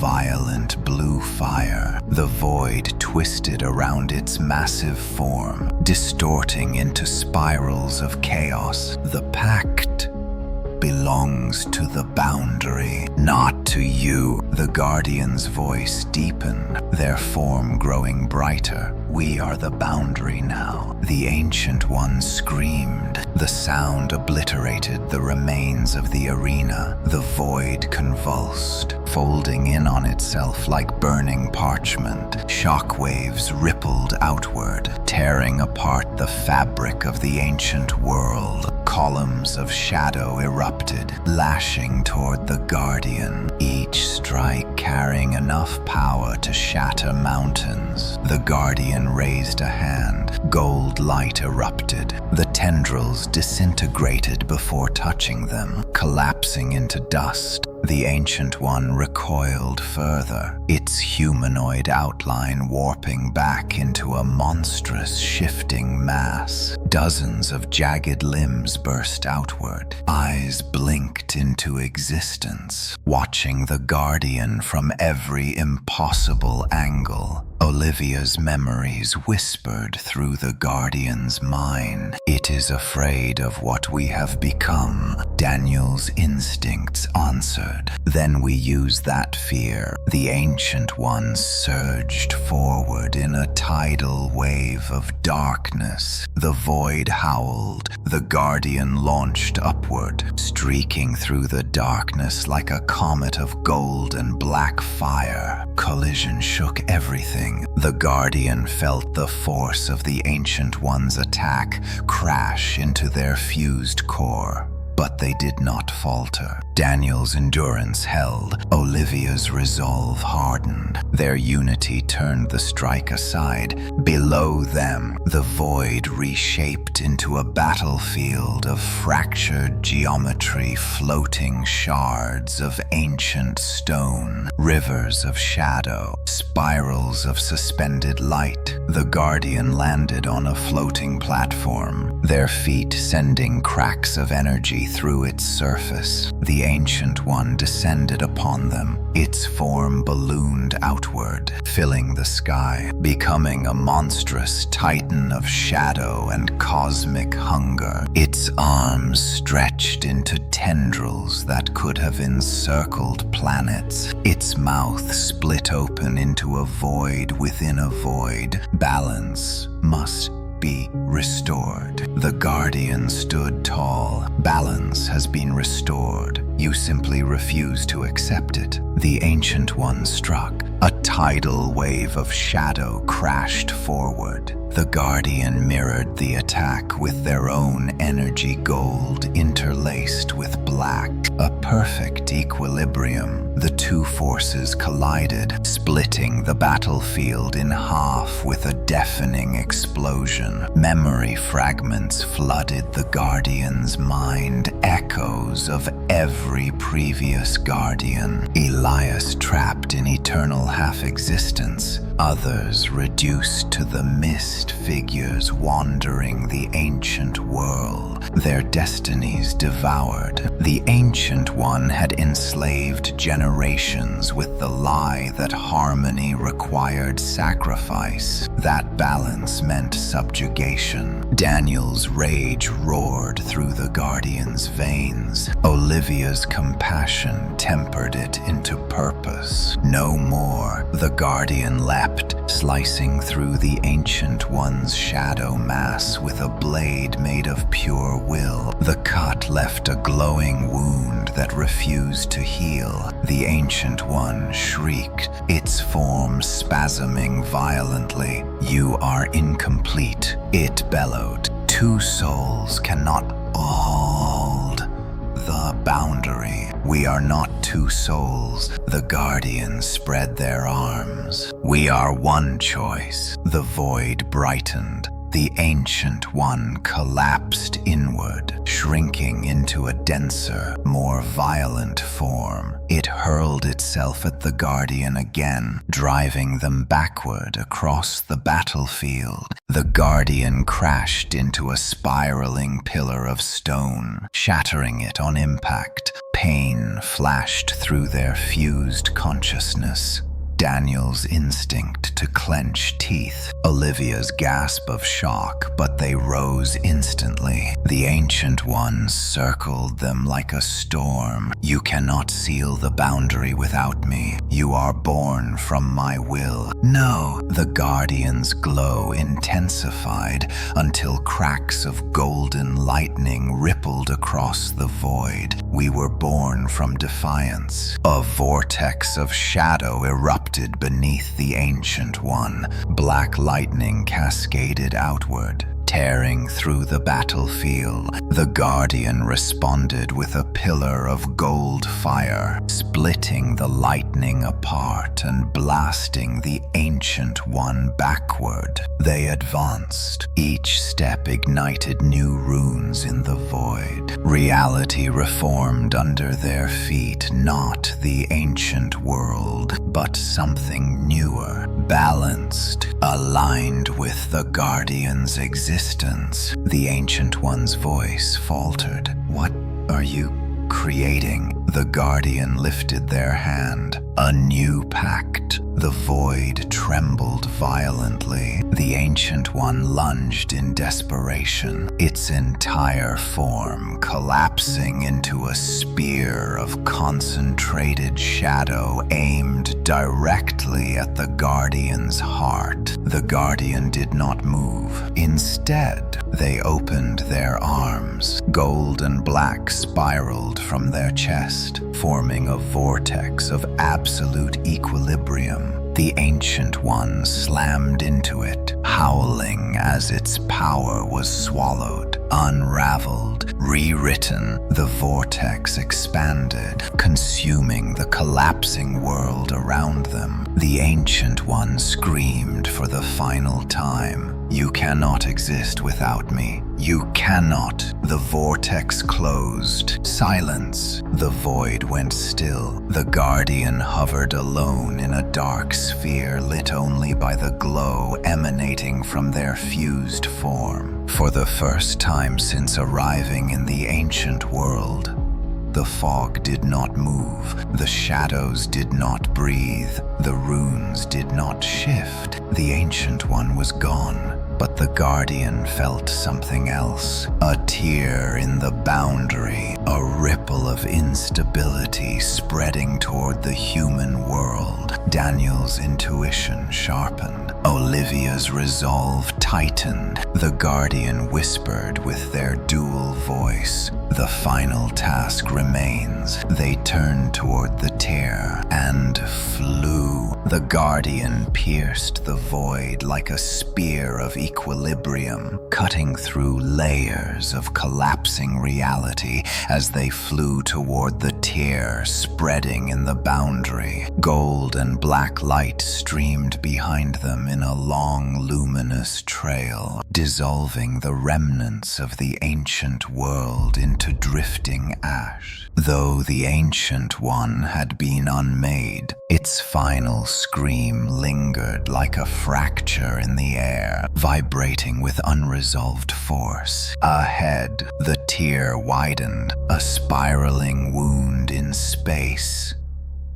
from the void all the way into the mortal world. On its far edge, Daniel's memories pulsed. Grey ridges fog-shrouded forests, the cracked stones of the ritual circle, the trembling sky above the human world. The tear was pulling both realms toward collapse. The Guardian felt the dual pulse inside their fused mind. Daniel's urgency, Olivia's certainty. We must seal it, or everything breaks. They accelerated, energy rippling from their limbs. The tear expanded as they neared it, hungry, unstable, roaring with cosmic pressure. On the other side, they glimpsed movement. Dark fog creeping through Grey Ridge's trees, swirling faster than any earthly mist. The Ancient One might have been destroyed, but the boundary had depended on its existence. Without a Guardian anchored in the mortal plane, the fog had begun feeding on the world, devouring shape and memory. The Guardian clenched their fist. This ends now. They plunged through the tear. A violent shock ripped through them. The fused Guardian split into fragments of perception for a moment. Daniel seeing the forest floor, Olivia seeing the sky, their merged consciousness seeing both realities at once. They rejoined instantly, landing with a shockwave that shattered the stones of the ritual circle. Wind exploded outward, clearing the fog for a brief heartbeat. Grey Ridge was dying. The sky churned with spirals of gray and purple. Houses flickered in and out of existence like broken reflections in water. Trees bent unnaturally, as if pulled by invisible tides. The fog thickened again, rushing back towards the circle as if recognizing the Guardian's presence.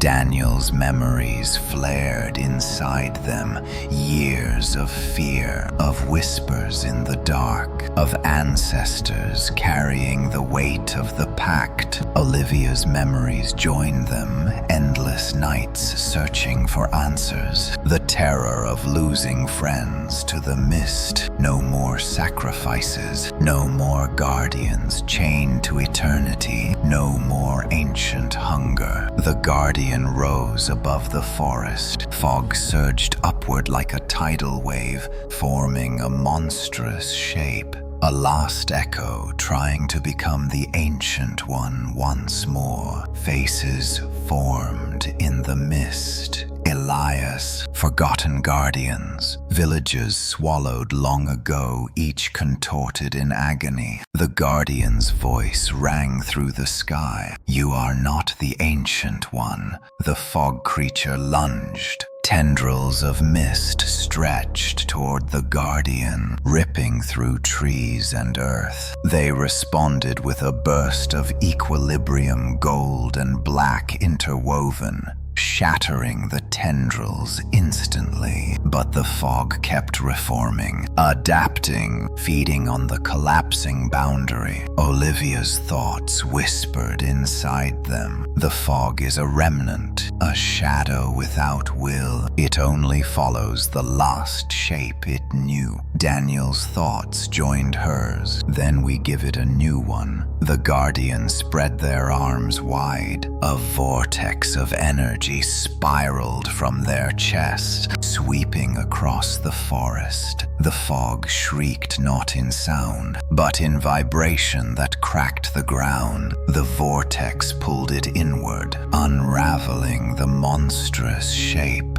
reducing tendrils to threads, threads to dust. But the tear in the sky continued widening. If left unchecked, it would swallow both worlds. The guardian hovered directly beneath the spiraling rupture. Runes ignited under their skin. Their dual heartbeat thundered, shaking the forest. The fused mind reached into the tear, feeling its edges jagged, unstable, desperate for equilibrium. We seal it with a new pact. Olivia's warmth surged through their veins. Daniel's clarity followed, grounding the decision. The guardian rose into the center of the tear. Wind roared, lightning spiraled around them. The world bent inward. They pressed their palms to the two broken edges of reality. The tear fought back. Energy exploded outward, hurling them downward. The guardian crashed into the forest floor, carving a crater through uprooted trees. Pain, real pain, tore through them. Their merged form flickered. Olivia's fear flared. Daniel's instinct steadied her. We are not done. They rose again, slower this time, body crackling with arcs of unstable power. Fog swirled around them, desperately trying to reshape itself into a weapon. The guardian lifted their hand. No, the single word halted the fog in midair, freezing its frantic motion. It dissolved peacefully back into the trees. The guardian ascended once more into the tear. They grabbed the edges a second time. This time they did not try to force it shut. They became the seal. Their body dissolved into pure light, gold and black spiraling outward like ribbons, weaving a wound closed. The sky screamed. Reality pulled tight, resisting the change. The guardian pushed. Their voice merged, yet steady, echoed across worlds. We choose balance.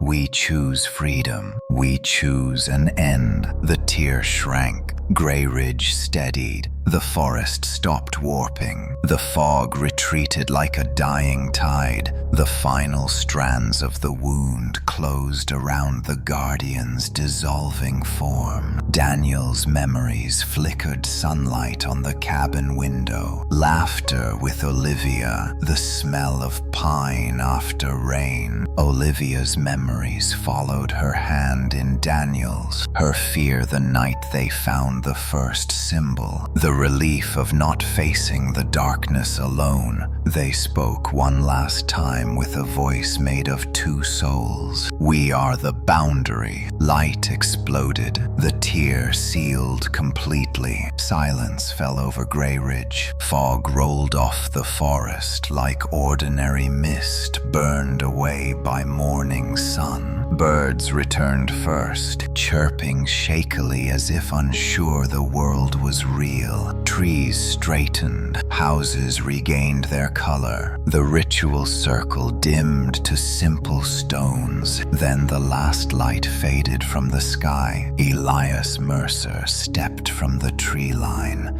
His body was whole young, restored, and his eyes no longer hollow. He looked upward, tears streaming down his face. "You did it!" He knelt in the center of the circle, where the Guardian once stood.